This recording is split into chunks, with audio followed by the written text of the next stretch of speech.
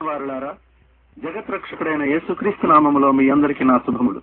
ఈ దినమును మీ అందరితో కలిసి ఆయన గురించి మాట్లాడటానికి వినటానికి మనందరికీ అవకాశం ఇచ్చిన ఆ సృష్టికర్త అయిన యేసయ్యకు ముందుగా ప్రార్థన చేసుకుందాం. మహాపరిశుద్ధుడు పరిశుద్ధుడు పరిశుద్ధుడని కోట్లాది దూతల మధ్య స్థుతులపై ఆసీనుడు అయిన మా ప్రియ పరలోకపు తండ్రి, ఎక్కడ ఇద్దరు ముగ్గురు కూడి నీ నామమును ప్రార్థన చేస్తే వారి మధ్య నీ ఉంటావని వాగ్దానం చేసిన గొప్ప దేవుడా, ఇద్దరి కంటే ఎక్కువగానే కూడి ప్రార్థన చేస్తున్నాము. తప్పక నీవు మా మధ్య ఉన్నావని నమ్ముతున్నాం తండ్రి. పాపానికి జీతం మరణమని శాసనం ప్రకారము ప్రతిదినము మా కళ్ల ముందు అనేక మంది గొప్ప గొప్ప వారు మరణిస్తున్నారు తండ్రి. అనేక మంది యాక్సిడెంట్లో అవయవాలు కోల్పోయి ఇంకా అనేక మంది హాస్పిటల్లో భయంకరమైన వ్యాధులతో జబ్బులతో కృంగిపోతున్నారు ప్రభువా. అనేక కుటుంబాలు భయంకరమైన కుటుంబ సమస్యలతో మరణమే దిక్కని మరణానికి ఎంతో దగ్గరగా ఉంటున్నారు తండ్రి. అనేక మంది జైల్లో మగ్గిపోతున్నారు దేవా. మేము కూడా వారి వంటి వారిమై ఉండగా మమ్మల్ని అందరినీ సజీవులుగా ఉంచి మా జీవితంలో ఈ దినాన్ని దయచేసి ఈ రోజు నీ గురించి మాట్లాడటానికి మాకు అవకాశం ఇచ్చినందుకు నీకు హృదయపూర్వక వందనాలు సమర్పించుకుంటున్నాం తండ్రి. అంచె దినాల్లో నువ్వు అద్భుత ఆశ్చర్య కార్యములు చేస్తానని వాగ్దానం చేసిన గొప్ప దేవుడవు. మా అందరి జీవితంలో ఎన్నో మేలులు ఉపకారములు చేసి ఉన్నావు ప్రభువా.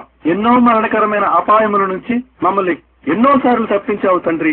మా జీవితంలో మీరు చేసిన యథార్థమైన మేలులు ఉపకారములు ఒకరికొకరు చెప్పుకొని నీలో బలపడి స్థిరపడి మరణాంతం వరకు ఎటువంటి పక్క మార్గములకు పోకుండా నీ ముందు తల ఎత్తుకునే బిడ్డలుగా మమ్మల్ని స్థిరపరిచి బలపరచమని సజీవుడైన మానవులతో మాట్లాడే దేవుడైన యేసుక్రీస్తు నామములో ప్రార్థించి వేడుకొనుచున్నాం తండ్రి.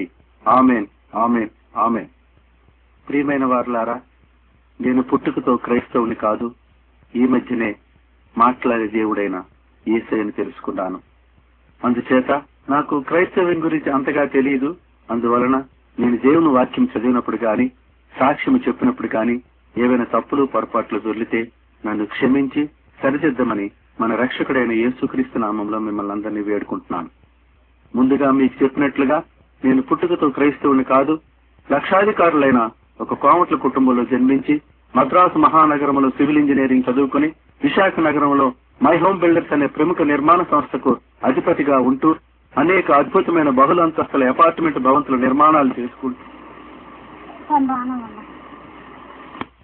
డైరెక్టర్ గా ఉంటూ నిరంతరము లక్షలాది రూపాయల వ్యాపారాల మధ్య విరామం లేకుండా డబ్బులో మునిగి తేలిపోతూ మా తాతల ముత్తాతల వంశపారంపర్యంగా నాకు ఏర్పాటు చేసిన సకల వెండి బంగారు విగ్రహాలనే నా పూజా మందిరంలో పెట్టుకుని ప్రతిదినము పూజలు పునస్కారాలు చేసుకుంటూ డబ్బే దేవుడు, ఆ డబ్బు లేనిదే ఈ లోకంలో బ్రతకలేము, మన ఆపదల్లోనూ మన కష్టాల్లోనూ మనల్ని కాపాడేది ఈ డబ్బే కాబట్టి అదే డబ్బుని నా పూజా మందిరంలో పెట్టుకుని ప్రతిదినము పూజలు పునస్కారాలు చేసుకుంటున్న నేను ఈ దినమున పిలిచిన ప్రతి కుగ్రామము పల్లె వెళ్లి యేసు ప్రభువే మానవులతో మాట్లాడే దేవుడు, ఆపత్కాలంలో ప్రార్థన చేస్తే అద్భుత ఆశ్చర్య కార్యాలు చేసి రక్షించగల సమర్థవంతమైన దేవుడని ఎందుకు చెప్తున్నానంటే ఇదేదో ఒక వ్యాపారంగా చేపట్టి కాదు, డబ్బు సంపాదించే మార్గముగా ఎన్నుకొని కాదు, ఇదొక వృత్తిగా చేపట్టి కాదు.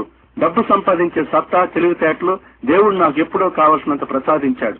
నా ఆఫీసులో కూర్చొని ఒక భవంతి ప్లాన్ గీస్తే నాకు చాలా డబ్బులు వస్తాయి. ఫ్యాక్టరీకి వెళ్లి ప్రొడక్షన్ చేస్తే ఇంకా ఎక్కువ డబ్బులు వస్తాయి. మరి నా విలువైన ఖరీదైన సమయాన్ని విడిచిపెట్టి ఎందుకు ఇలా పిచ్చివాడిలాగా యేసు ప్రభువు గురించి ప్రకటిస్తున్నానంటే ఇందులో నాకు ఒక స్వార్థం ఉంది. ఏమిటా స్వార్థం అంటే విశాఖపట్నం సెంట్రల్ జైల్లో మరణానికి ఎంతో దగ్గరగా ఉన్న నన్ను ప్రతిదినము అనేక జైల్లో అనేక మంది ఖైదీలు మరణిస్తుండగా వారిలో ఒకటి వంటి వాడినైన నన్ను నేను ఎరుగని యేసయ్య ఎందుకనో నన్ను నా కుటుంబాన్ని ప్రేమించి యావత్ రాష్ట్ర ప్రజలందరూ వీడు బ్రతుకైపోయింది, యావజ్జీవ ఖైదీగా జైలుకు వెళ్ళిపోయాడు, మరలా తిరిగి రాడు అని అనుకుంటున్న పరిస్థితుల్లో అందరూ ఆశ్చర్యపడినట్లు తిరిగి నా భార్య బిడ్డల దగ్గరకు తీసుకుని వచ్చినందుకే ప్రభుత్వం వారు నా యావదాస్తిని నా బ్యాంక్ అకౌంట్లు సీజ్ చేసి నన్ను నా కుటుంబాన్ని కట్టుబట్టలతో నడి రోడ్డు మీద పడేస్తే కన్న తల్లిదండ్రులు బంధువులు విడిచిపెట్టిన నన్ను నా బిడ్డలను ఆదరించి పోషించినందుకే ఆయన రుణాన్నైతే ఏమాత్రమూ తీర్చుకోలేను. కానీ నా జీవితంలో యథార్థముగా నా కన్నులతో దేనిని చూశానో, నా చెవులతో దేన్ని విన్నానో, నా చేతులతో దేన్ని తాకానో ఏమాత్రమూ అబద్ధానికి తావు లేకుండా దానినే ప్రకటించాలని ఆశపడుతున్నాను.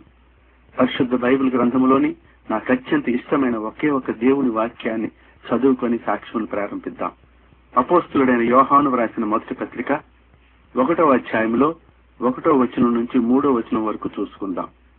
జీవవాక్యమును గూర్చినది ఆది నుండి ఏది ఉండెనో మేమేది వింటిమో, కనులారా ఏది చూచితిమో, ఏది నిదానించి కనుగొంటిమో, మా చేతులు దేనిని తాకి చూచెనో అదే మీకు తెలియజేయుచున్నాం. ఆ జీవము ప్రత్యక్షమాయను. ఆ నిత్య జీవమును మేము చూచి ఆ జీవమును గూర్చి సాక్ష్యమిచ్చుచు దానినే మీకు తెలియజేయుచున్నాం. మాతో కూడా మీకును సహవాసము కలుగునట్లు మేము చూచిన దానిని వినిన దానిని మీకును తెలియజేయుచున్నాము. ప్రియులారా, మా స్వగ్రామము ఆంధ్ర రాష్ట్రంలోని శ్రీకాకుళం జిల్లాలో వీరఘట్టం అనే గ్రామం.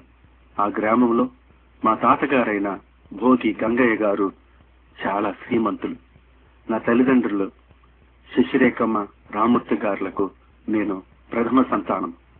బాగా డబ్బున్న కోమటిళ్లలో పుట్టినందువల్ల మా తల్లిదండ్రులు గాని మా తాతగారు గాని నాయన స్కూల్కి వెళ్లి పెద్ద పెద్ద చదువులు చదివి పెద్ద పెద్ద ఉద్యోగాలు చేయమని చెప్పలేదు గాని 4 లెక్కలు మాత్రం నేర్చుకుని మన వ్యాపారాన్ని జాగ్రత్తగా చూసుకోమని చెప్పేవారు.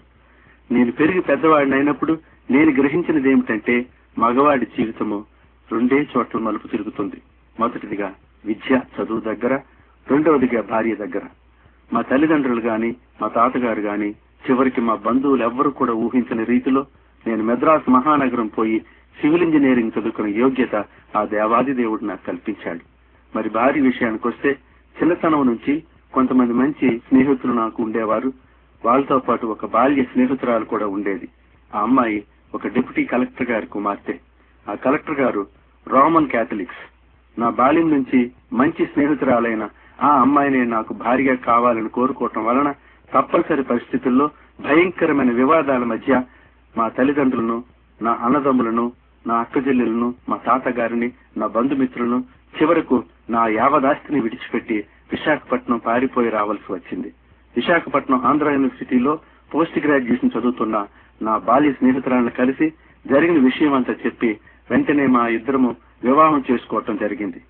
తర్వాత నా భార్యను పోషించుకోవటానికని చెప్పి నావెల్ డాక్యార్డ్ లో ఒక పెద్ద కన్స్ట్రక్షన్ కంపెనీలో సైట్ ఇంజనీర్ గా ప్రవేశించి చక్కగా ఎంతో నా బాధ్యతలను నిర్వహించి నా క్రిందనున్న 200 మంది పనివారితో ఎంతో మెలకుగా పనులు చేయించుకొని ప్రభుత్వం వారు మా సంస్థకు అప్పగించిన కోట్లాది రూపాయల భవంతుల నిర్మాణాన్ని మాకు అప్పగించిన సమయం కంటే ముందుగా పూర్తి చేసినందుకు ప్రభుత్వం చేత ఒక మంచి ఇంజనీర్ గా గుర్తింపు మన్ననలు పొందిన సమయంలో మా సంస్థ యజమాని నన్ను 10 పైసల వాటాదారునిగా ప్రకటించినప్పుడు నేను చాలా సంతోషించాను.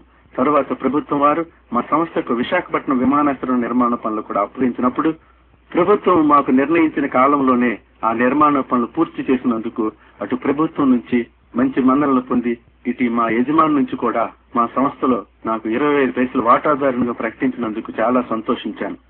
చివరకు విశాఖపట్నం స్టీల్ ప్లాంట్ నిర్మాణం పనులు చేపట్టినప్పుడు మా సంస్థలో నేను 50 పైసల వాటాదారుడిగా ఎదిగాను. తరువాత మా సంస్థ యజమాని ఆరోగ్య పరిస్థితి బాగా క్షీణించినందువల్ల తన వయసు కూడా 70 సంవత్సరాలు దాటినందువల్ల మొత్తం సంస్థ బరువు బాధ్యతలు నాకు అప్పగించి ఆ సంస్థ పవర్ ఆఫ్ అటార్నీ హోల్డర్ గా నాకు రాసి ఇచ్చినందువల్ల అనుకోని పరిస్థితుల్లో ఆ సంస్థకు నేను యజమానిని అయిపోయాను. అప్పటి వరకు ఇంజనీర్ శాంతారావుగా పిలువబడిన నన్ను బిల్డర్ శాంతారావుగా ప్రజలందరూ కూడా పిలవడం ప్రారంభించారు. తర్వాత ప్రభుత్వం వారు స్టీల్ ప్లాంట్ లో అనేక నిర్మాణ పనులు మా సంస్థకు అప్పగించారు. ప్రభుత్వం మాకు అప్పగించిన పనులన్నింటినీ పూర్తి చేసి మా సంస్థకు మంచి పేరు ప్రఖ్యాతులు, మంచి లాభాలు వచ్చినందున మా తాతగారు, మా తల్లిదండ్రులు నాకు నేర్పిన భక్తి కొలది Visakhapatnam steel plant hill top guest house పక్కన బాలాజీ మందిర్ అని చెప్పి ఒక వెంకటేశ్వర స్వామి ఆలయం నిర్మాణం కూడా చేపట్టి ధన వస్తు రూపంలో పూర్తి సహాయం అందించి దానికి ముఖ్య పాత్రగా నేను నిలబడ్డాను. విశాఖపట్నం స్టీల్ ప్లాంట్ నిర్మాణం పనులు పూర్తయిన తర్వాత మా సంస్థకు విశాఖపట్నంలో అద్భుతమైన అపార్ట్మెంట్ల భవంతుల నిర్మాణం వైపు తరలించి ఒక ఫ్యాక్టరీని కూడా నిర్మాణం చేసుకుని పారిశ్రామిక రంగంలో కూడా అడుగు పెట్టాలని ఆశపడ్డాను. ఏదైనా ఫ్యాక్టరీని కట్టాలంటే 1 నుంచి 2 సంవత్సరాలు పడుతుంది కాబట్టి రెడీమేడ్ గా ఏదైనా ఫ్యాక్టరీ దొరికితే బాగుందని ఎదురు చూస్తున్న టైంలో శ్రీకాకుళంకు విశాఖపట్నం మధ్యలో పైడి భీమవరం ఇండస్ట్రియల్ ఎస్టేట్ పక్కన రణస్థలం అనే గ్రామంలో ఒక ఇనుప గొట్టాలు తయారు చేసే కర్మాగారం ఆంధ్రప్రదేశ్ స్టేట్ ఫైనాన్షియల్ కార్పొరేషన్ వాళ్ళు వేలం వేస్తున్న సమయంలో మా సంస్థ ఆ కర్మాగారాన్ని స్వాధీనం చేసుకుని తిరిగి దాన్ని ప్రొడక్షన్ లోకి తీసుకొచ్చి ప్రభుత్వం చేత మంచి మన్ననలు పొందింది. అలా ఒకవైపు నిర్మాణ పనులు చేసుకుంటూ మరొక వైపు కర్మాగారాన్ని చూసుకుంటూ అసలు విరామం లేకుండా మంచి పేరు ప్రఖ్యాతుల కోసం డబ్బు సంపాదించుకుంటూ చాలా కష్టపడేవాడిని. నాతో పాటు నా భార్య కూడా కష్టపడేది.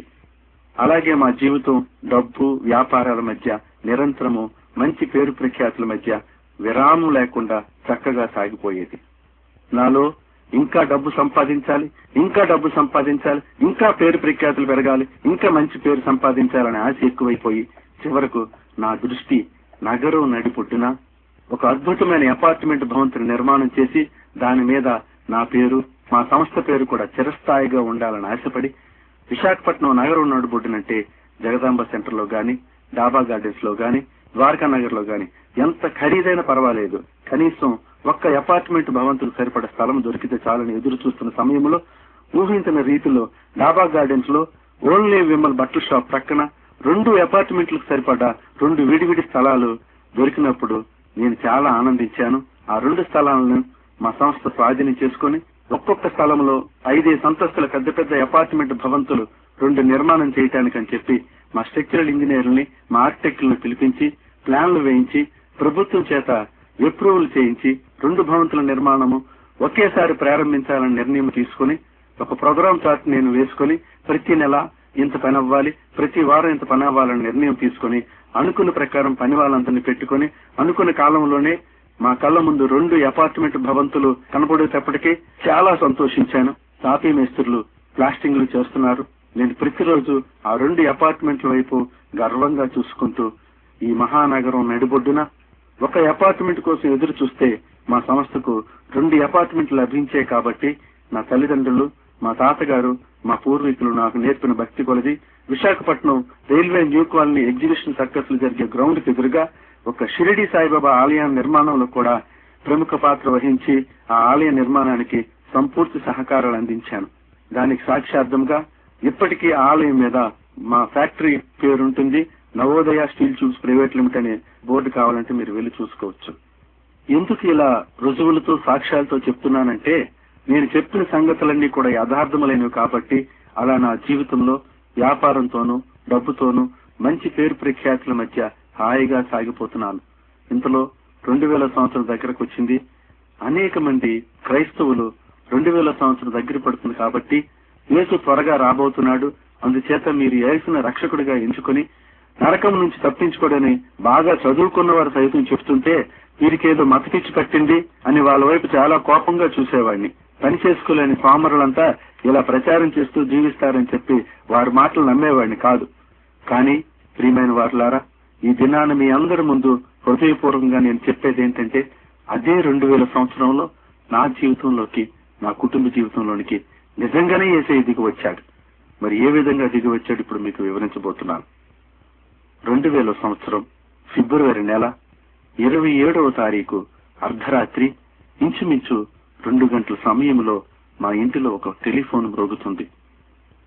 ఎప్పుడూ లేనిది అర్ధరాత్రి పూట ఫోన్ మ్రోగటం ఏంటని చెప్పి మా భార్యాభర్తలిద్దరం పరుగున నా ఫోన్ దగ్గరికి వెళ్లి రిసీవర్ తీసుకుని నేను మాట్లాడుతున్నాను. ఫోన్ అటువైపు నుంచి డాబా గార్డెన్స్ లో నేను నిర్మాణం చేస్తున్న ఆ 2 అపార్ట్మెంట్ భవంతుల దగ్గర నుంచి నా వాచ్మెన్ మాట్లాడుతున్నాడు. ఏమని మాట్లాడుతున్నాడంటే, అయ్యగారు, మనం నిర్మాణం చేసిన ఈ 2 5 అంతస్తుల అపార్ట్మెంట్ భవంతుల్లో ఒక పెద్ద 5 అంతస్తుల అపార్ట్మెంట్ భవంతి 5 నిమిషాల్లో కుప్పకూలిపోయి నేలమట్టం అయిపోయిందని చెప్తున్నాడండి. ఆ మాటలు వినంగానే నా తలలో బాంబులు పేలినట్టు అయిపోయింది. నా కాళ్ళ కింద భూకంపం వచ్చినట్లు వణికిపోయాను. శరీరం అంతా చెమట్లు పట్టి తల తిరిగినట్లయిపోయింది. ఈ వార్త వినంగానే నా భార్యకు మెంటల్ షాక్ వచ్చి గుండెలు బాదుకుని ఏడుస్తుంది. అయ్యో, నా భర్త ఏమైపోతాడు, నా పిల్లలు ఏమైపోతారు, నా కుటుంబం ఏమైపోతుంది అని భయంకరంగా అరుస్తూ ఏడుస్తూ పిచ్చి పిచ్చి చేష్టలు చేస్తూ తల చింపుడు చేసుకుని పిచ్చి చేష్టలతో భయపెట్టేస్తుంటే ఆ అరుపులకి గోళ్లకి అక్కడే ఉన్న నా 2 పిల్లలు భయపడిపోయి మా ఇంటిలో ఏదో భయంకరమైన పరిస్థితి ఏర్పడిందని చెప్పి భయంతో వణికిపోతూ వాళ్ళు కూడా ఏడుపులు అరుపులతో ఏడవటం ప్రారంభించారు. ఈ అరుపులు ఏడుపుల మధ్య తల పనిచేయక ఆశ్చర్యంగా ఆలోచిస్తున్నాను. ఏమిటిది? 80-90 లక్షల రూపాయల విలువ గల ఒక పెద్ద 5 అంతస్తుల అపార్ట్మెంట్ భవంతి 5 నిమిషాల్లో కుప్పకూలిపోవడమా, నేలమట్టమైపోవడం ఏమిటి భయంకరమైన పరిస్థితిని వేదన పడుతూ ఇటువంటి ఆపత్కాలంలో ఇటువంటి భయంకర పరిస్థితుల్లో నన్ను నా కుటుంబాన్ని ఎవరు కాపాడి రక్షిస్తారని ఆలోచించినప్పుడు వెంటనే నేను ప్రతిదినము పూజ చేసుకుంటున్న నా పూజా మందిరం గుర్తుకు వచ్చి పరుగున నా పూజా మందిరం దగ్గరకు వెళ్లి నేను ప్రతిష్ఠించుకున్న ఆ వెండి బంగారు విగ్రహాల ముందు సాగిలపడి నమస్కారం చేసి ఘోరమైన పరిస్థితిలో ఉన్నాను, భయంకరమైన ఆపదలో ఉన్నాను, నన్ను కాపాడి రక్షించండి అని చెప్పి, ఈ ఆపద నుంచి కాపాడండి, రక్షించండి అని ఎంతసేపు కన్నీరు కాచి ఏడ్చినా ఒక్క విగ్రహం కూడా నాకు సమాధానం చెప్పట్లేదు. ఒక్క విగ్రహం కూడా నాతో మాట్లాడట్లేదు. నాకు 16 సంవత్సరాలనే మా తాతగారు ఉపనయనం చేయించారు. ఉపనయనం చేసిన మొదటి దినం నుంచి కూడా పొద్దున్న నేను స్నానం చేయంగానే నోట్లో మంచినీళ్ళు కూడా వేసుకోకుండా సంధ్యావందనం చేసుకుని, సూర్య నమస్కారం చేసుకుని, గాయత్రి మంత్రం చదువుకొని, సకల మంత్రాలు జపించుకుంటూ భక్తి శ్రద్ధలతో సకల నైవేద్యాలు పెట్టి పూజలు పునస్కారాలు చేసుకుంటున్న నేను ఈ 40 సంవత్సరాలు ఎంతో భక్తి శ్రద్ధలతో యథార్థముగా నా కష్టకాలంలో నా ఆపదలో కాపాడి రక్షిస్తాయని చెప్పి వెండితో బంగారంతో విగ్రహాలు తయారు చేయించుకుని వాటి ముందు పూజ చేస్తున్న నేను నా ఆపద కాలంలో మాట్లాడపోయేసరికి నాకు వ్యాధిని ఎక్కువైపోయి ఇంకా బిగ్గరగా నన్ను కాపాడండి, నన్ను రక్షించండి అని పిచ్చివాడిలాగా అరుస్తుంటే నా అరుపులకి కేకలకి మా పక్కింటిలో ఉన్న వదిలి గారి పాప పరుగున వచ్చి నా పరిస్థితిని చూసి నేను ఎక్కడ తల పగలగొట్టుకుని మరణిస్తానని చెప్పి ఆ పాప నాతో మాట్లాడుతుంది. చూడు చిన్నాన్న, నువ్వు ఎంతసేపు అరిచి తల పగలగొట్టుకున్నా ఒక్క విగ్రహం కూడా నీతో మాట్లాడదు. ఇటువంటి ఆపత్ కాలంలో, ఇటువంటి భయంకర పరిస్థితుల్లో నీకు చెప్పేటంతటి దాన్ని కాదు. ఇటువంటి పరిస్థితుల్లో నిన్ను, నీ కుటుంబాన్ని కాపాడి రక్షించగల సమర్థవంతమైన దేవుడు ఒక్క యేసయ్య మాత్రమే అని చెప్పి నిర్మోహమాటంగా చెప్పి ప్రార్థన చేసినప్పుడు నాకు చాలా కోపం వచ్చింది. కానీ ఆ చిన్నపిల్ల మాటలేమీ పట్టించుకోలేదు. కాకపోతే ఒక్కసారి ఆ కుప్పకూలిపోయిన అపార్ట్మెంట్ భవంతి దగ్గరికి వెళ్లి పరిస్థితిని గమనిద్దామని ఆలోచన వచ్చి నా కారు డ్రైవర్ని, మా మామయ్య గారిని పిలిపించుకొని ముగ్గురు కారులో ప్రయాణమై ఎల్ఐసి బిల్డింగ్ దగ్గరకు వచ్చామో లేదో అప్పటికే అర్ధరాత్రి పూట రోడ్డుకి అడ్డంగా అనేక ఫైర్ ఇంజిన్లు బ్లింకర్లు వేసుకుని సైరన్లు మ్రోగుతుంటే నా గుండె వణికిపోయింది. ఇదేదో సినిమా షూటింగ్ జరుగుతుంది అనిపించింది నాకు. కారు దిగి బయటకు వచ్చి చూసేటప్పటికి అప్పటికే వేలాది మంది ప్రజలు తండోపతండాలుగా లాభా గార్డెన్స్ లో 5 అంతస్తుల అపార్ట్మెంట్ భవంతి కుప్ప కూలిపోయింది, చూద్దాం రండి అని చెప్పి తరలి వస్తుంటే ఆ వేలాది మంది ప్రజలను కంట్రోల్ చేయడానికి వందలాది మంది పోలీసులు జీపులు వేసుకుని వాళ్ళందరినీ కంట్రోల్ చేస్తుంటే నేను అనుకున్నాను, ఇంక పరిస్థితి చాలా తీవ్రంగా ఉంది. ఇటువంటి భయంకర పరిస్థితి నుంచి నన్ను ఆ దేవుడు కూడా రక్షించలేడని చెప్పి భయపడుతూ వణికిపోతూ పిచ్చివాడిలాగా అడుగులు అడుగేసుకుంటూ ఆ 5 అంతస్తుల కుప్పకూలిపోయిన అపార్ట్మెంట్ భవన్ దగ్గరికి వెళ్లేటప్పటికి అక్కడ పరిస్థితిని చూసి ఒక్కసారి నా గుండె వణికిపోయింది. అప్పటికే విశాఖపట్నం జిల్లా కలెక్టర్ గారు అక్కడికి వచ్చున్నారు, పోలీస్ కమిషనర్ గారు కూడా అక్కడికి వచ్చున్నారు, మున్సిపల్ కమిషనర్ గారు కూడా అక్కడికి వచ్చున్నారు. నేను అక్కడికి వచ్చానని తెలిసి కలెక్టర్ గారు నన్ను పిలిపించి, ఏమయ్యా ఈ బిల్డర్ నువ్వేనా, ఏంటయ్యా ఈ బిల్డింగ్ ఎలా పడిపోయిందని చెప్పి నన్ను అడుగుతుంటే నాకు కూడా అర్థం కావట్లేదండి, నా తలంతా వేడెక్కిపోయింది, బ్రెయిన్ పనిచేయట్లేదు అని చెప్పి నేను సమాధానం చెప్తుంటే కలెక్టర్ గారు నన్ను అడుగుతున్నారు, ఈ 5 అంతస్తుల అపార్ట్మెంట్ భవంతి యొక్క ప్రభుత్వ అప్రూవల్ ప్లాన్లు ఎక్కడున్నాయి, దీని స్ట్రక్చరల్ డీటెయిల్స్ ఎక్కడున్నాయి, దీని ఆర్కిటెక్ట్ డీటెయిల్స్ ఎక్కడున్నాయని అడిగినప్పుడు ఆ ఎదురుగున్న అపార్ట్మెంట్ కూడా నాదేనండి, దాని క్రింద అంతస్తులో నా ఆఫీస్ రూమ్ ఉంది, ఆఫీస్ రూమ్ లో అవన్నీ ఉన్నాయి అనగానే కలెక్టర్ గారు అధికారులు వెంటనే పోలీసులు పిలిపించి ఆ రికార్డ్స్ అన్ని కూడా అర్జెంట్ గా మీరు స్వాధీనం చేసుకుని చెప్పి సీజ్ చేయమని ఆర్డర్ వేశారు. పోలీసు వారందరూ కూడా ఆ రికార్డ్ స్వాధీనం చేసుకోవడానికి వెళ్లారు. ఇంతలో కలెక్టర్ గారు, మున్సిపల్ కమిషనర్ గారు, పోలీస్ కమిషనర్ గారు వీళ్ళందరూ నాతో మాట్లాడుతున్న ఆ సమయంలో ఆ పడిపోయిన 5 అంతస్తుల భవంతి శిథిలాల క్రింద భాగం నుంచి 4 నిండు ప్రాణాలు ఈ శిథిలాల క్రింద భాగంలో మేము కొన ఊపిరితో కొట్టి మిట్టాడిపోతున్నాం, మమ్మల్ని తొందరగా బయటికి తీయండి, మమ్మల్ని 5 నిమిషాల్లో బయటికి తీయపోతే నాకు ఇక్కడ గాలి ఆడట్లేదు, ఊపిరి ఆడట్లేదు, మేము చచ్చిపోతామని చెప్పి వాళ్ళ ఆర్తనాదాలతో ఏడుస్తుంటే వాళ్ళ ఆర్తనాదాలు వినపడేటప్పటికీ నా గుండెలు పిండేసినట్టు అయిపోయింది. వాళ్ళ ఆర్తనాదాలు వినేటప్పటికీ కలెక్టర్ గారు చెల్లించిపోయి అర్జెంటుగా పోలీసులు పిలిపించి, అయ్యో ఈ బిల్డింగ్ కింద 4 నిండు ప్రాణాలు కొన ఊపిరితో కొట్టుమిట్టాడుతున్నాయంట, వాళ్ళ గాలి అందటం లేదంట, ఊపిరి ఆటలేదట, అర్జెంటుగా వాళ్ళు రక్షించండి అని అనగానే పోలీసు వారు, ఫైర్ సర్వీస్ వారు, సుత్తులు, సేనాలు, గుణపాలు అనేకమైన పనిముట్లు పట్టుకొని ఆ నలుగురిని కాపాడటానికి ఆ అర్ధరాత్రి పూట ఆ బిల్డింగ్ చుట్టూ వాళ్ళు ప్రయత్నం చేస్తుంటే ఆ 5 అంతస్తుల కాంక్రీట్ స్లాబ్ల మీద సుత్తులు పెట్టి, సేనాలు పెట్టి కొట్టుతుంటే సుత్తులు పైకి ఎగిరిపోతున్నాయి కానీ ఏమాత్రము ప్రయోజనం కనబట్టలేదు. చివరికి అరగంట సేపు యుద్ధం చేసిన తర్వాత వాళ్ళ చేతులు బొబ్బలెక్కిపోయాయి కానీ చివరికి నిస్సహాయ స్థితిలో పోలీసు వారు, ఫైర్ సర్వీస్ వాళ్ళందరూ కూడా అధికారుల దగ్గరికి వచ్చి, అయ్యా ఇది మానవుల చేతులతో సాధ్యమయ్యే పని కాదు, ఎవరైనా బలమైన చేతులు గల దేవుడు లాంటి వ్యక్తి వచ్చి తన బలమైన చేతులతో 5 అంతస్తుల భవంతిని పైకి లేపితే ఈ నలుగురు మనుషులు సజీవులుగా బయటకు వస్తారని చెప్తున్నారు.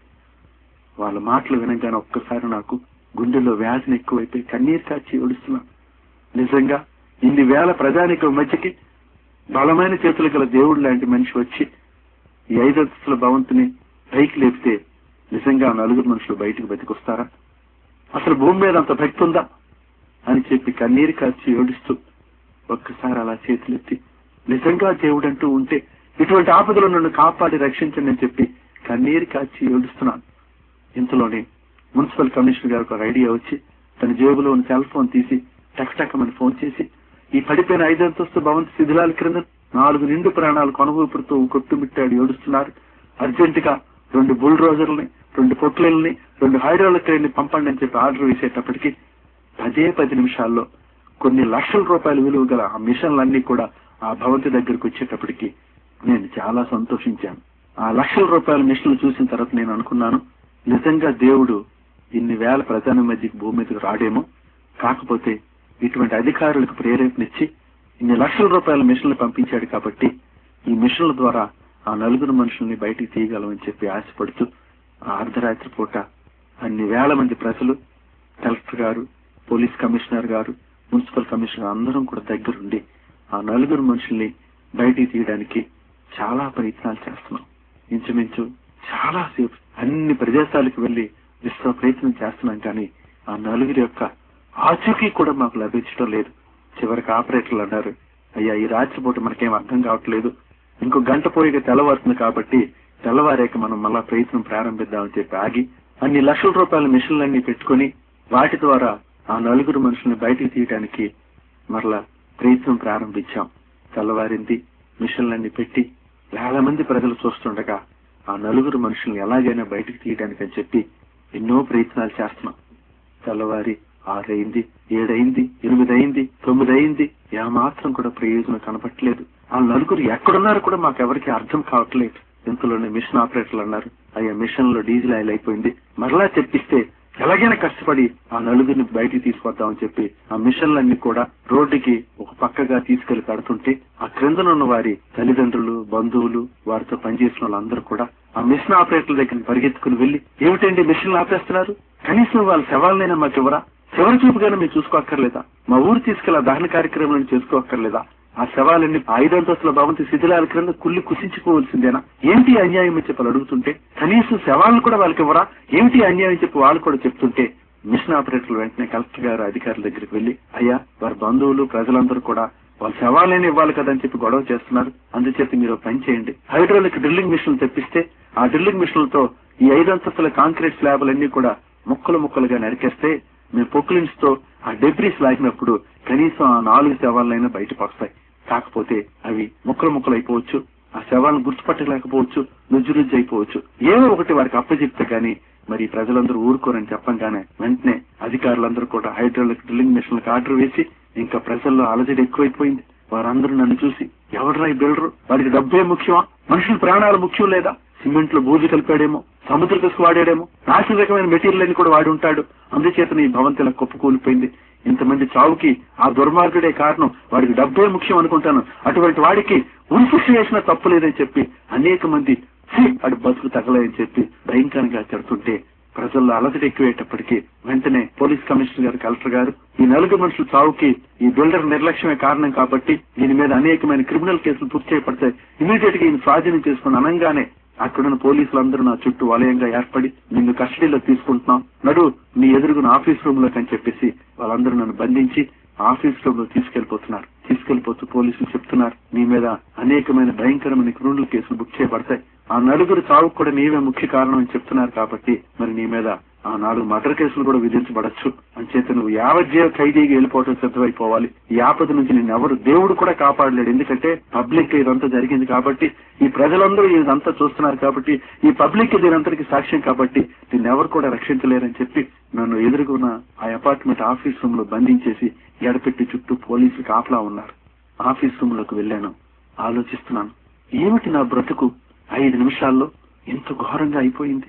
80-90 లక్షల రూపాయల పెద్ద అపార్ట్మెంట్ బిల్డింగ్ పడిపోవడం కాకుండా దాని క్రింద 4 మనుషులు చనిపోవటం ఏంటి, వాళ్ళ 4 మర్డర్ కేసులు కూడా నా మీద రావటం ఏంటి, ఇంకా అనేకమైన క్రిమినల్ కేసులు నా మీద బుక్ చేయబడ్డం ఏంటి? ఇటువంటి భయంకర ఆపద నుంచి నన్ను ఎవరైనా కాపాడతారు? ఎవరైనా రక్షించగలరా? చూస్తున్న ప్రతి ఒక్కరు కూడా నన్ను తిట్టినోరే తప్ప ఒక్కరు కూడా నన్ను ఆదరించిన వాళ్ళు లేరు. చూస్తున్న ప్రతి ఒక్కరు కూడా ఇటు బ్రతుకు తగలయ్యా, ఇటుకి డబ్బే ముఖ్యమా, మనుషుల ప్రాణాలు ముఖ్యం లేదని తిడుతుంటే ఉమ్మూసేస్తుంటే ఆ ఉమ్ములన్నీ తుడుచుకుంటూ కన్నీరు కార్చి ఏడుస్తూ ఇటువంటి ఆపదలో నన్ను ఎవరు కాపాడతారు, ఇటువంటి ఆపదలో నన్ను ఎవరు రక్షిస్తారని ఏడుస్తున్నప్పుడు ఇంకా మిగిలిన శేష జీవితం ఆ జైల్లో ఆ భయంకరమైన పరిస్థితుల్లో బ్రతికే కంటే ఒక పక్క చూస్తే పిచ్చిదైపోయిన నా భార్య ఎలాగుందో, అనాథలైపోయిన ఇద్దరు పిల్లలు ఏడుస్తున్నారు, వాళ్ళని ఎవరైనా వాదారుస్తున్నారో లేదు. నేను చూస్తే ఆఫీస్ రూమ్ లో బందీగా ఉన్నాను. ఇటువంటి భయంకరమైన క్రిమినల్ కేసులు ఎదుర్కొని ఎప్పుడు నేను బ్రతికి బయటకు వస్తాను? నేను ఇంకెదిరి పోరాడలేను. కాబట్టి ఒక్కసారి ఆత్మహత్య చేసుకుని చచ్చిపోతే ఇంక నా జీవితం ముగించిపోద్దని చెప్పి ఆలోచన వచ్చి ఆ ఆఫీస్ రూమ్ లో నా ఆత్మహత్య ప్రయత్నాలు నేను చేసుకుంటున్నాను. నా ఆఫీస్ రూమ్ కొద్ది దూరంలో నా వాచ్మెన్ గది ఉంది. ఆ గదిలో నా వాచ్మెన్ భార్య ప్రార్థన చేస్తుందంట. మా వానర కింద 200 కుటుంబాలు బతుకుతున్నాం, ఇంత ఘోరమైన పరిస్థితి ఎందుకు వచ్చిందో అని చెప్పి కన్నీరు కార్చి ప్రార్థన చేస్తుంటే ఆ ప్రార్థనలో నేను నా ఆఫీస్ రూమ్ లో ఆత్మహత్య చేసుకుంటున్నట్టు ఆవిడ కనబడ్డానంట. వెంటనే నా వాచ్మెన్ భార్య పరుగున వచ్చి ఆఫీస్ రూమ్ గడి తీసి లోనకు వచ్చేసి ఆత్మహత్య ప్రయత్నం చేస్తున్న నన్ను ఆపి, అయ్యగారు ఏమిటి పిచ్చి పని, మీరు చచ్చిపోయినంత మాత్రాన ఈ పడిపోయిన 5 అంతస్తుల భవంతి పైకి వచ్చేస్తుందా, నీ కుటుంబ పరిస్థితి బాగుపడిపోతుందా, అయినా మీకు చెప్పేటంతటి దాన్ని కాదు అని అంటున్నప్పుడు నేను కన్నీరు కారుస్తూ చూసిన ప్రతి ఒక్కరూ నా మీద ఉమ్మూసేసి ఇటు బతుకు తగలయ్యా, ఇటు ఊరు వేసిన తప్పులేదని అంటున్నారు. నేను ఇంకెందుకు జీవించాలి? 40 సంవత్సరాలుగా ఎంతో యథార్థంగా భక్తి చేస్తూ ప్రార్థన చేస్తున్నాను. ఇటువంటి ఆపదలు కనీసం ఒక్క దేవత కూడా వచ్చి నన్ను కాపాడలేదు. నేను ఎందుకు బ్రతకాలి, ఎందుకు జీవించాలని అడిగినప్పుడు నా వాచ్మెన్ భార్య చెప్తుంది, అయ్యా మీకు చెప్పేటంతటి దాన్ని కాదు, కానీ ఇటువంటి భయంకరమైన పరిస్థితుల్లో నిన్ను నీ కుటుంబాన్ని రక్షించగల సమర్థవంతమైన దేవుడు ఒకడున్నాడు, ఆయనే యేసుక్రీస్తు ప్రభు అని చెప్పి, మీకు తెలుసు మేము కూడా పుట్టుకతో క్రైస్తవులం కాదు, మాకు పెళ్ళయ్యి ఎన్నో సంవత్సరాలు గడిచినా మాకు పిల్లలు కలగలేదు. మీరు నా భర్తకి 1500, నాకు 1500, 3000 జీతం ఇస్తున్నాడు. ఈ 3000 రూపాయలు ప్రతి నెల కూడా పిల్లల కోసం అని చెప్పి వ్రతాలు చేస్తున్నాం, నోములు చేస్తున్నాం, అనేకమైన తీర్థాలకు వెళ్తున్నాం, కనపడిన గుడికల్లా వెళ్లి చాలా డబ్బు ఖర్చు పెడుతున్నాం. ఇలాగూ 7 సంవత్సరాలు ఖర్చు పెట్టినా మాకు పిల్లలు కలగలేదు.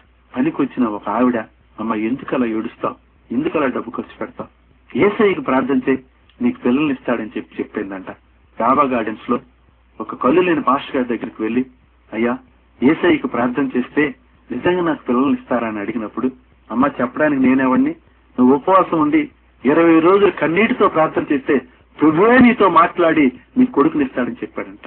ఆ వాచ్మెన్ భార్య మా అపార్ట్మెంట్ లోనే 20 రోజులు ఉపవాసం ఉండి కన్నీరు కాచి ప్రార్థన చేస్తే ఒక దినాన్న ప్రభు నా వాచ్మెన్ భార్యతో డైరెక్ట్ గా మాట్లాడి, అమ్మా నీకు పలానా తేదీని కొడుకునిస్తానని చెప్తే ఆ డేటు మా వాచ్మెన్ భార్య తన బైబుల్లో రాసుకొని చూపిస్తూ, అయ్యగారు ఇదే తేదీని మీతో పాటు ఈ పని వాళ్ళందరూ చూస్తుండగా 7 సంవత్సరాల తర్వాత నాకు కొడుకు పుట్టాడు కదా అని చెప్పి చెప్తుందండి. 7 సంవత్సరాల తర్వాత కొడుకు పుట్టడం మాత్రం వాస్తవం, మేము అందరం చూసాం. కాకపోతే ఇందులో నాకు నచ్చిన విషయం ఏంటంటే దేవుడు ఈ అమ్మాయితో మాట్లాడాడంట.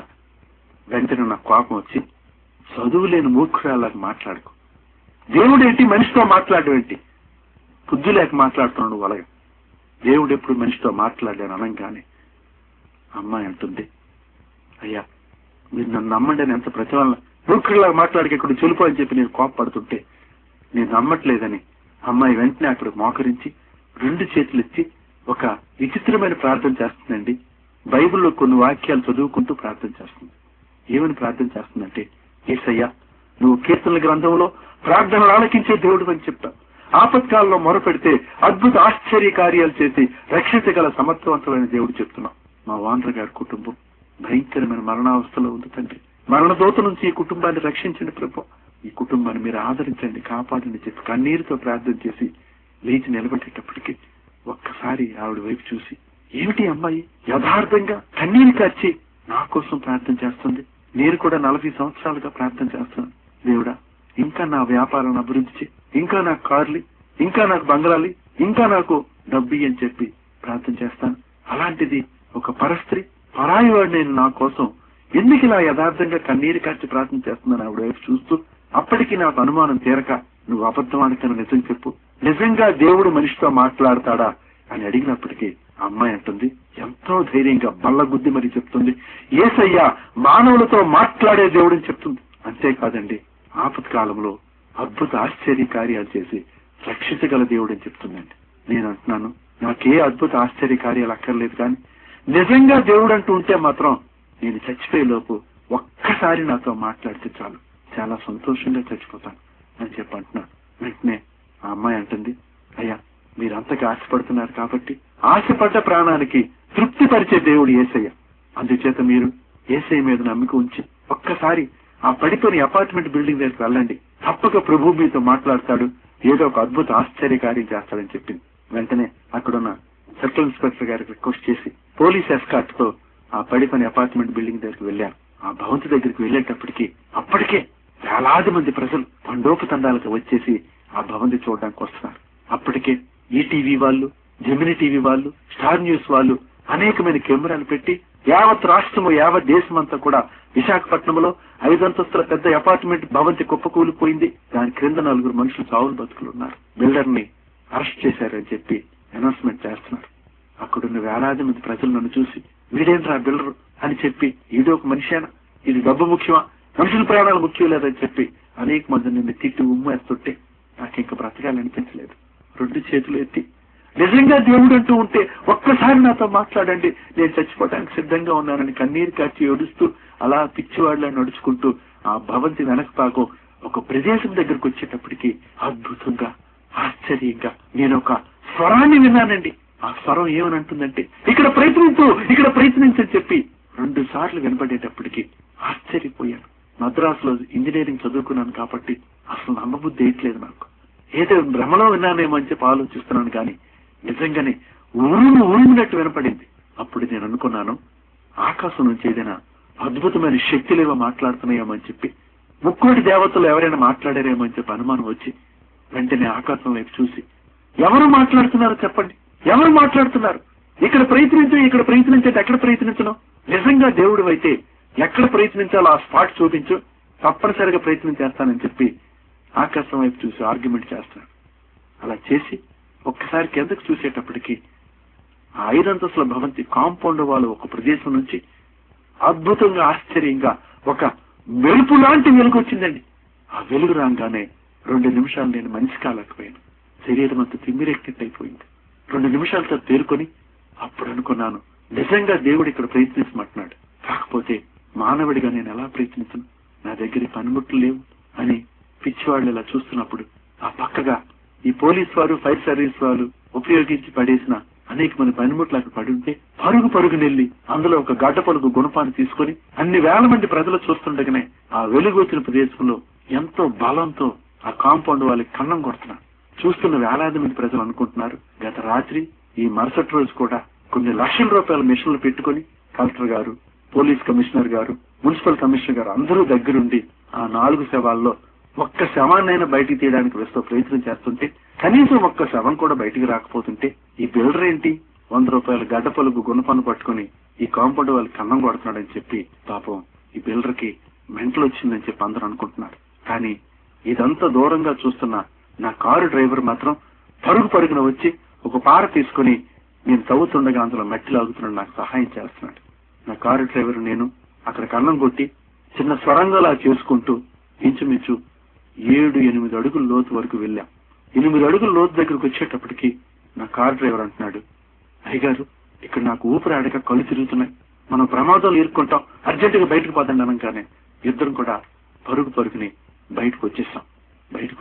కానీ నాకు చాలా వేదన ఎక్కువైంది. దేవుడు ఇక్కడ ప్రయత్నం చేయమంటున్నాడు కానీ మానవుడిగా నేను చేయలేకపోతున్నానని చెప్పి అనేక మంది, వేల మంది ప్రజలు అక్కడ ఉంటుండగా వాళ్ళందరికీ నేను, అయ్యా నా పిచ్చి ప్రయత్నం ఏదో నేను చేస్తున్నాను, 2 మనుషులు సహాయం రండి అంటే అమ్మో మెంటలోడ్ అని చెప్పి వాళ్ళందరూ వెళ్ళిపోతున్నారు. చాలా నిస్సహాయతగా అలా చూస్తున్నాను. ఇంతలోనే సర్కిల్ ఇన్స్పెక్టర్ గారు అలా వస్తున్నారు. అప్పుడు ఆ సర్కిల్ ఇన్స్పెక్టర్ గారికి రిక్వెస్ట్ చేశాను, అయ్యా చివరిసారిగా నా పిచ్చి ప్రయత్నం నేను చేస్తాను, 2 మనుషుల సహాయం ఇవ్వండి.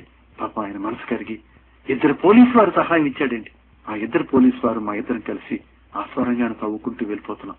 బిల్డింగ్ ముందర భాగంలో కలెక్టర్ గారు, పోలీస్ కమిషనర్ గారు, మున్సిపల్ కమిషనర్ గారు అందరూ దగ్గరుండి ఆ 4 శవాలని బయటికి తీయడానికి విశ్వ ప్రయత్నం చేస్తున్నారు.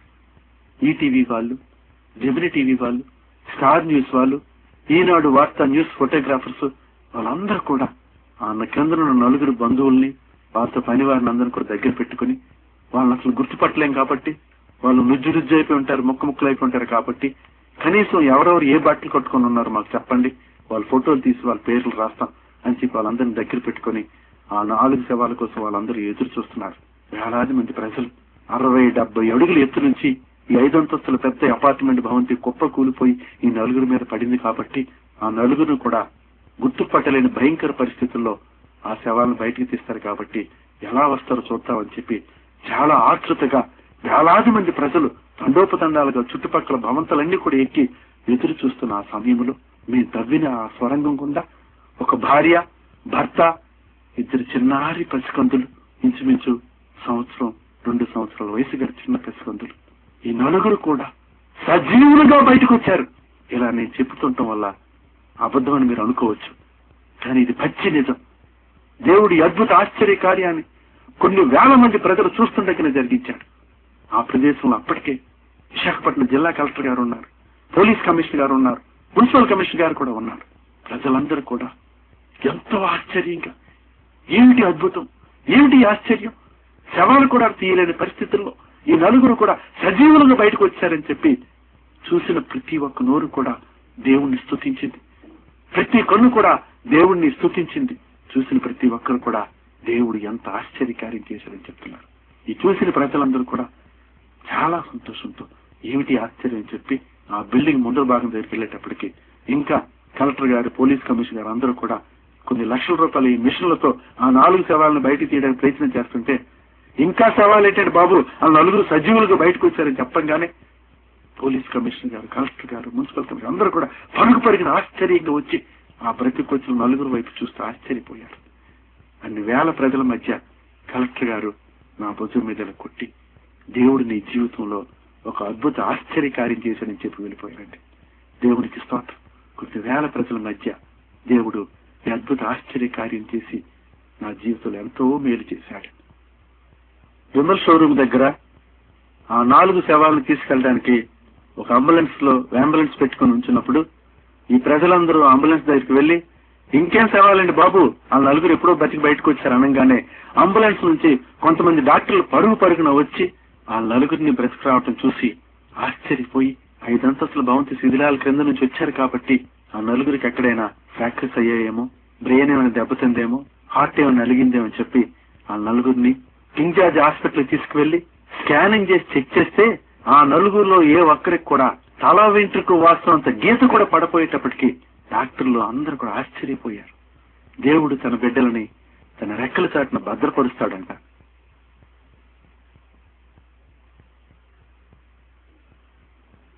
నేను యేసయ్య నమ్ముకున్న తర్వాత బైబిల్లో వాక్యాన్ని చూశాను, కానీ బైబిల్లో వాక్యం చదవక ముందే ఒరిజినల్ గా దేవుడు తన బిడ్డల్ని ఎలా భద్రపరుస్తాడో ఆ 4 చూసి ఆశ్చర్యపోయాను.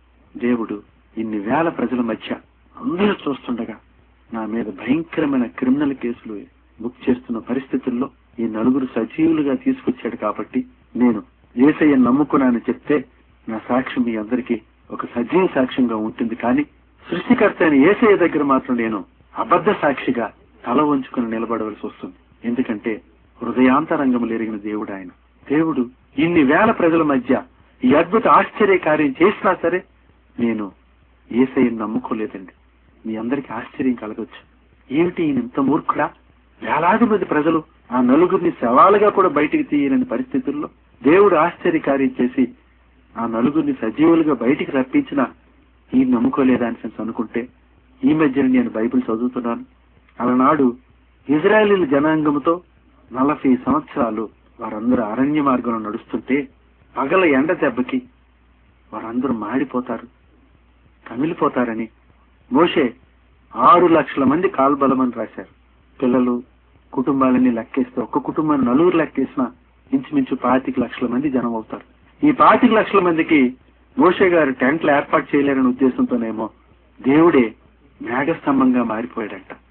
ఈ 25 లక్షల మంది కాల్బలము రాత్రి అరణ్యాలు నడుస్తుంటే ఏ పాములు తేళ్లు విష జంతువులకి గురైపోతారని చెప్పి ఫ్లడ్ లైట్లు బిగించి జనరేటర్లు పెట్టడానికి కష్టం అని చెప్పి దేవుడే అగ్నిస్తంభంగా మారి వెలుగ్గా వచ్చాడంట. ఈ దినాల్లో 1,00,000 మందికి వంట వండాలంటే ఎన్ని పాత్రలు తేవాలి? అటువంటిది 25,00,000 మందికి ఎన్ని పాత్రలు కావాలి? అందుకనే వారు ఏది కోరితే అది ఆకాశం నుంచి ఆహారం కురిసేదట. ఇజ్రాయెల్ జనాంగము నడుస్తున్న ప్రతి క్షణం కూడా దేవుడు వారితో ఉన్నాడు. తింటున్న ప్రతి పూట కూడా దేవుడు ఆశ్చర్యకార్యం చూస్తున్నాడు. అయినా దేవుణ్ణి నమ్ముకోలేదు. బహుశా నేను కూడా ఆ ఇజ్రాయెల్ జనాంగంలో ఒకడిని అనుకుంటాను. దేవుడు నా కళ్ళ ముందు కూడా ఇంతటి అద్భుత ఆశ్చర్యకార్యం చేసినా సరే నేను యేసయ్యను నమ్ముకోలేదు. నేను అనుకున్నాను, నేను చేసిన పుణ్య కార్యాలు, నేను చేసిన నీతి కార్యాలు, నా భక్తే నన్ను కాపాడిందని చెప్పి నేను దృఢ నిశ్చయంతో, మరి ఇప్పుడైతే బైబిల్ చదివినప్పుడు మాత్రం నాకు అర్థమైంది, నీవు చేసిన నీతి కార్యాలు దేవుడికి మురికి గుడ్డల్లా కనబడతాయని చెప్తున్నాడు. అయితే నేను మాత్రం నా భక్తే నన్ను కాపాడింది అనుకుని ఆ పడిపోయిన బిల్డింగ్ ముందర భాగం దగ్గరకు వచ్చేటప్పటికి పోలీసులు ఒక టీ కొట్టు నడుపుతున్న వ్యక్తి మృతదేహాన్ని బయటికి తీశారు. మరి మీరేం కంగారు పడిన అవసరం లేదు. ఈ టీ కొట్టు నడుపుతున్న వ్యక్తి మీ పెర్మిషన్ లేకుండా రాత్రి ఇక్కడ తాగుతూ పడుకున్నాడు. ఒక క్వార్టర్ బాటిల్ కూడా చేతిలో ఉంది. అందుచేత అధికారులు మీ మీద యాక్సిడెంట్ డ్యూ టు నెగ్లిజెన్స్ అని చెప్పి సెక్షన్ 304 ఈ కేసు బుక్ చేయమన్నారు. ఆ కేసు బెయిలబుల్ కేసు. మీరు ఎవరైనా ఉద్యోగస్తుని తీసుకొచ్చి జామీన్ తీసుకుంటే మీరు ఇంటికి వెళ్ళిపోవచ్చు. మీరే పోలీస్ స్టేషన్కి వెళ్ళి కంప్లైంట్ ఇవ్వండి అని చెప్పి నన్ను పోలీస్ స్టేషన్కి వెళ్ళి కంప్లైంట్ ఇవ్వమని చెప్తే నేను స్టేషన్కి వెళ్ళి, అయ్యా నా బిల్డింగ్ కింద ఒక టీ కొట్టు నడుపుతున్న వ్యక్తి పడి చనిపోయాడని చెప్పి కంప్లైంట్ ఇచ్చి మా మాయ గారిని పిలిపించి, ఎవరైనా ఒక ఉద్యోగస్తుని తీసుకొచ్చి జామీన్ ఇప్పిస్తే నేను తొందరగా ఇంటికి వెళ్ళిపోతాను, నా మైండ్ ఏం బాగాలేదు, తలంతా చికాకు ఉందని చెప్పాను. పోలీస్ స్టేషన్ లో కూర్చుని ఆలోచిస్తున్నాను. ఏమని ఆలోచిస్తున్నానంటే, సరే జరిగిందేదో జరిగింది, నిజంగా ఆ నలుగురు మనుషుల్ని కాపాడి రక్షించింది ఎవరో యథార్థంగా నాకు తేలాలని ఆలోచిస్తున్నప్పుడు, ఒక పేదవాడికి జబ్బు వస్తే సైకిల్ మీద వచ్చిన ఒక ఆర్ఎంపీ డాక్టర్తో బాగు చేయించుకుంటాడు. బాగా డబ్బున్నోడికి జబ్బు చేస్తే పెద్ద పెద్ద హాస్పిటల్, ఖరీదైన హాస్పిటల్కి వెళ్తాడు. అలాగనే నాలాంటి డబ్బున్న వారికి లక్షల కోట్ల రూపాయల కిరీటాలు ధరించుకున్న దేవుళ్ళు ఉన్నారు. పేదవాళ్ళకి పేద దేవుడని యేసయ్య. డబ్బున్న వాళ్ళకి డబ్బున్న దేవుళ్ళు, పేదవాళ్ళకి పేద దేవుడని ఆలోచన వచ్చి, అయినా యేసయ్య నా దేవుడు కాడు, ఆయన గురించి నేను ఎప్పుడు కూడా ప్రార్థన చేయలేదని చెప్పి ఆలోచించుకుంటున్నాను. ఇంతలో నేను అంతరాత్మ నన్ను అడుగుతుంది, మరి నీ భక్తే నిన్ను కాపాడితే, నీ దేవతలు నిన్ను కాపాడితే, ఇంత భయంకరమైన సంఘటన జరగముందే నీకు చెప్పాలి కదా అని అన్నప్పుడు నిజమే అనిపించింది నాకు. నిజమే అని మరలా యేసయ్య వైపు మొగ్గు చూపిస్తున్నాను. ఇంతలోనే నా వెనక నుంచి ఎవరో అంటున్నారు, నీవు చేసిన భక్తిలో నువ్వు ఎక్కడైనా తప్పుగా చూసుకొని ఎవరో చెప్తుంటే వెంటనే నేను ఆలోచించాను. ఆ సంవత్సరం నా భార్య పిల్లలతో రామేశ్వరం వెళ్ళటం జరిగింది. రామేశ్వరం వెళ్లి పూజలు అభిషేకాలన్నీ చేసుకుని తిరిగి మద్రాసు వచ్చాను. మద్రాసు చదువుకున్నాను కాబట్టి సరదాగా నా భార్య పిల్లలతో 2 రోజులు గడిపేశాను అక్కడ. తిరిగి టైం లేక విశాఖపట్నం వచ్చేసాను. కాకపోతే మా పెద్దవాళ్ళు నాకు చెప్పారు, రామేశ్వరం వెళ్ళాక కాశీ వెళ్లి అక్కడ అభిషేకం చేసుకుని ఆ మొక్కుబడి పూర్తి చేసుకుని ఇంటికి రమ్మన్నారు. ఎందుకంటే మాలో చెప్తారు, రామేశ్వరం వెళ్ళినా శనేశ్వరం వదలదని చెప్తారు. అందుచేత నేను కాశీ వెళ్ళకపోవటం వల్లే నాకు ఈ కీడు జరిగిందని చెప్పి నాకు ఎవరో పాస్ చేస్తున్నారు. నాకు వెంటనే భయం వేసి అక్కడ ఉన్న కానిస్టేబుల్ని అడిగాను, అయ్యా నేను ఎప్పుడు మరలా కోర్టుకు వెళ్ళాలంటే మినిమం 7 రోజులు టైం ఇస్తారండి, మీరు 7 రోజుల తర్వాత మీ లాయర్ని పట్టుకొని వాయిదాకి వెళ్ళవలసి ఉంటుందని చెప్పారు. కోర్టుకి వెళ్లే లోపే నేను కాశీ మొక్కుబడి కూడా పూర్తి చేసుకుని రావాలనే ఆలోచన కలిగి నా సూపర్వైజర్ని పిలిపించి కాశీకి 4 టికెట్లు తెమ్మని చెప్పాను. చెప్పి నేను ఆలోచిస్తున్నాను ఏమనంటే, రేపే కాశీకి ప్రయాణం వెళ్ళిపోతాను, 2 రోజుల జర్నీ, 1 రోజు అభిషేకం పూజలు చేసుకుని తిరిగి మరలా 3 రోజుల జర్నీ చేసి వెనక్కి వచ్చేసి 6వ రోజు కల్లా వైజాగ్ లో ఉంటాను, 7వ రోజు కల్లా కోర్టుకు వెళ్లి ఈ తలనొప్పి ఏదో వదిలించుకుంటానని చెప్పి అనుకున్నాను. అలా నేను ప్లాన్ వేసుకుంటుంటే మనకంటే పైన పెద్ద ఆయన ఇంకా ఎక్కువ ప్లాన్ వేస్తాడేమో. మరి వెంటనే పోలీస్ కమిషనర్ దగ్గర నుంచి పోలీస్ స్టేషన్ ఫోన్ వచ్చింది. ఆ బిల్డర్ గురించి మనం ఏదో బెయిలబుల్ కేసు పెట్టి ఆయన బెయిల్ మీద రిలీజ్ చేశారనుకుంటున్నాం, కానీ ఈ రోజు న్యూస్ పేపర్ చూస్తే న్యూస్ పేపర్ ఫ్రంట్ పేజ్ మొత్తం కూడా ఆయన గురించి రాస్తున్నారు. టీవీ ఆన్ చేస్తే ప్రతి అరగంటకు కూడా విశాఖపట్నంలో 5 అంతస్తుల పెద్ద అపార్ట్మెంట్ బిల్డింగ్ కూలిపోయింది, బిల్డర్ని అరెస్ట్ చేశారని చెప్పి న్యూస్ లో అనౌన్స్ చేస్తున్నారు. మనం చూస్తే ఏదో బెయిల్బుల్ కేసు పెట్టి బయటకు విడిచిపెట్టారనుకుంటున్నాం. ఇదంతా తలకా నొప్పుకున్నట్టుంది. మనకు వచ్చిన తలకా నొప్పి ఎందుకు ఇది? చిన్నగా ఆయన తీసుకెళ్లి జ్యుడిషియల్ కస్టడీకి అప్పచెప్పండి అని చెప్పి పైనుంచి దొరగారు ఆర్డర్ వేశారట. అప్పటి వరకు బెయిల్ మీద నువ్వు ఇంటికి వెళ్ళిపోవచ్చు అన్న పోలీసులు వెంటనే వచ్చి నా చేతులకు బేడీలేసి జీప్ ఎక్కించుకొని చిన్నగా 5వ మెట్రోపాలిటన్ మెజిస్ట్రేట్ గారి దగ్గర తీసుకెళ్లిపోతున్నారు. సడన్ గా ఈ పరిణామాన్ని చూసి ఒక్కసారి నాకు ఏడుపు వచ్చేసింది. ఎప్పుడు నా జీవితంలో నేను ఒక నేరస్తుడి లాగా కోర్టులో నిలబడిన పరిస్థితుల్లో, ఆ మెజిస్ట్రేట్ గారి ముందు కన్నీరు కాస్తూ నిలబడుతున్న పరిస్థితుల్లో పోలీసులు చెప్తున్నారు, ఆ కూలిపోయిన 5 అంతస్తుల అపార్ట్మెంట్ బిల్డింగ్ బిల్డర్ అని చెప్తుంటే జడ్జి గారు ఈయన గురించి ఈవేళ న్యూస్ పేపర్లో మొత్తం ఈయన గురించి రాశారు. టీవీ ఆన్ చేస్తే ప్రతి అరగంటకి ఈయన గురించి న్యూస్ వస్తుంది. ప్రభుత్వం వారు ఆ భవంతి ఎందుకు కూలిపోయిందని చెప్పి హైదరాబాద్ నుంచి 20 మంది ఇంజనీర్లను పంపిస్తున్నారంట, ఎక్స్పర్ట్ కమిటీని. వాళ్ళు వచ్చి ఆ భవంతి యొక్క నిర్మాణ మెటీరియల్ శాంపిల్స్ అన్ని కూడా కలెక్ట్ చేసి బొంబాయి, ఢిల్లీ, కలకత్తా, పూనా సెంటర్లకు పంపిస్తారంట, టెస్టింగ్ ల్యాబొరేటరీకి. దీన్ని అంతటిని కూడా కమిటీ చైర్మన్ గా Andhra university engineering college principal గారు ఆర్వి రామారావు గారిని ఏర్పాటు చేశారంట. మరి ఆ టెస్టింగ్ రిపోర్టులు అన్ని కూడా ఇంజనీర్స్ పట్టుకొచ్చి ఆర్వి రామారావు గారు అవన్నీ పరీక్షించి ఒక రిపోర్ట్ తయారు చేసి ప్రభుత్వంకు పంపి, ప్రభుత్వం నుంచి మరలా ఈ కన్సర్న్ కోర్టు వరకు వచ్చేటప్పటికి కొన్ని సంవత్సరాలు పడుతుంది. కాబట్టి ఈ మధ్యలో ఈ నిడిచిపెడితే ఆ మిగిలిన డబ్బులు పట్టుకొని ఈ నెటైన పారిపోతే మనం దొరకడు, కాబట్టి ఈయన చిన్నగా తీసుకెళ్లి సెంట్రల్ జైల్లో పెట్టేసేయని చెప్పేసి వారెంట్ సైన్ చేసి పోలీసులకు ఇచ్చేశారు జడ్జి గారు. పోలీసులు నన్ను కోర్టు నుంచి బయటికి తీసుకొచ్చి వరండాలో నిలబెట్టి బేడీలు వేస్తూ అంటున్నారు, నీలాంటి దురదృష్టవంతుని మేము ఎప్పుడు చూడలేదు. ఈ ఇన్వెస్టిగేషన్ అంతా కంప్లీట్ అయ్యేటప్పటికే కొన్ని సంవత్సరాలు పడుతుంది, కాబట్టి అప్పటి వరకు నువ్వు సెంట్రల్ జైల్లో మగ్గవలసిందని చెప్పి అంటున్నారు. కనీసం నీకు బెయిల్ కూడా ఎవరు అని చెప్తున్నారు. వాళ్ళ మాటలు వినేటప్పటికీ నా కాళ్ళు చేతులు వణికిపోయా, గుండెంత వేదనతో ఉంది. మరలా పోలీసులు చెప్తున్నారు, పోలీస్ కమిషనర్ దగ్గరికి చాలా మంది ప్రజలు వచ్చి ఆ బిల్డర్ మా దగ్గర చాలా డబ్బు తీసుకున్నాడని చెప్పి విపరీతమైన కంప్లైంట్లు వస్తున్నాయంట. నువ్వు వాళ్ళందరినీ మోసం చేసావంట, చీటింగ్ కేసు కూడా నీ మీద పెడుతున్నారు. ఇవన్నీ కూడా భయంకరమైన కేసులు. నీ బ్యాంక్ అకౌంట్లు, నీ యావదాస్తులన్నీ కూడా సీజ్ చేయమని చెప్పి కలెక్టర్ గారు ఆర్డర్ ఇచ్చారు. అందుచేత చాలా ప్రమాదంలో నువ్వు ఉన్నావని చెప్పంగానే వెంటనే నాకు ఏడుపు వచ్చేసింది.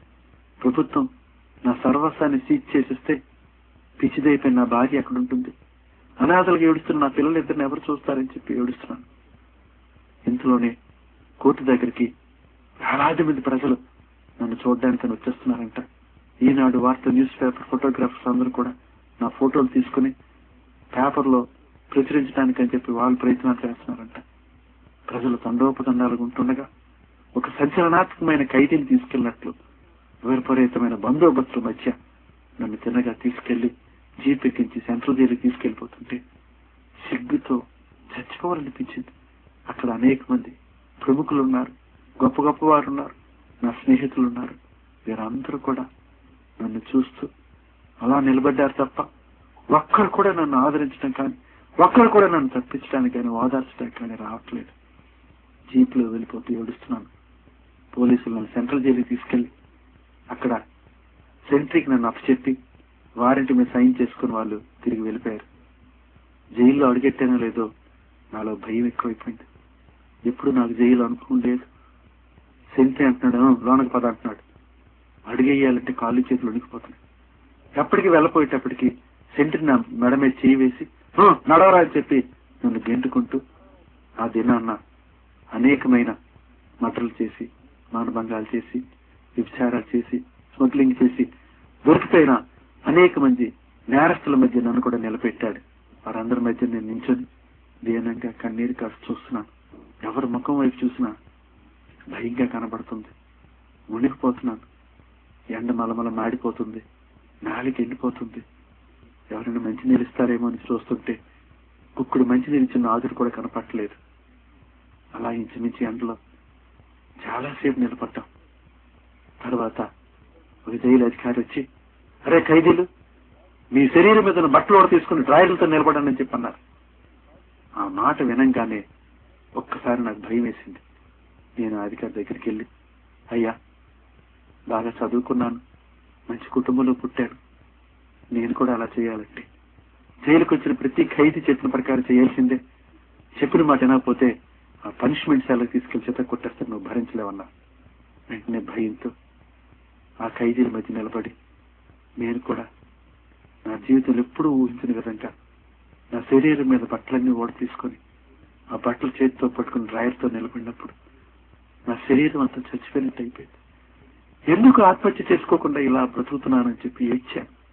ఇంట్లో నాకు జైలు అధికారి వచ్చి ఒక్కొక్క ఖైదీని పిలిచి ఎంత ఎత్తున్నాడు, ఎంత బరువు ఉన్నాడు, ఎక్కడెక్కడ దెబ్బలు పుట్టుమచ్చలు ఉన్నాయని చెప్పి ఓ రికార్డు తయారు చేసుకుని ఒక్కొక్క ఖైదీని మొదటి దినాన్న అందరినీ కామన్ గా రిమాండ్ సెల్స్ లో వేస్తారంట. 24 గంటలు దాటాక రెండో దినాన్న ఆ కరస్పాండింగ్ క్రైమ్ నెంబర్ ప్రకారము రెగ్యులర్ జైలుకి తీసుకెళ్తారంట. నన్ను కూడా అన్ని చెక్ చేసి ఒక సెంట్రీ నా చేతికి వేడిలేసి తిన్నగా ఈడ్చుకుంటూ వెళ్ళిపోతున్నాడు. నా గుండెలో భయం ఉనికి ఎక్కువైపోతుంది. ఏడుస్తున్నాను. తిన్నగా ఒక సెల్ల దగ్గర తీసుకెళ్లి ఆ సెల్ల తాళం తీసి గడ తీసి నన్ను లోపల నెట్టి గడ వేసుకుని సెంట్రీ వెళ్ళిపోయాయి.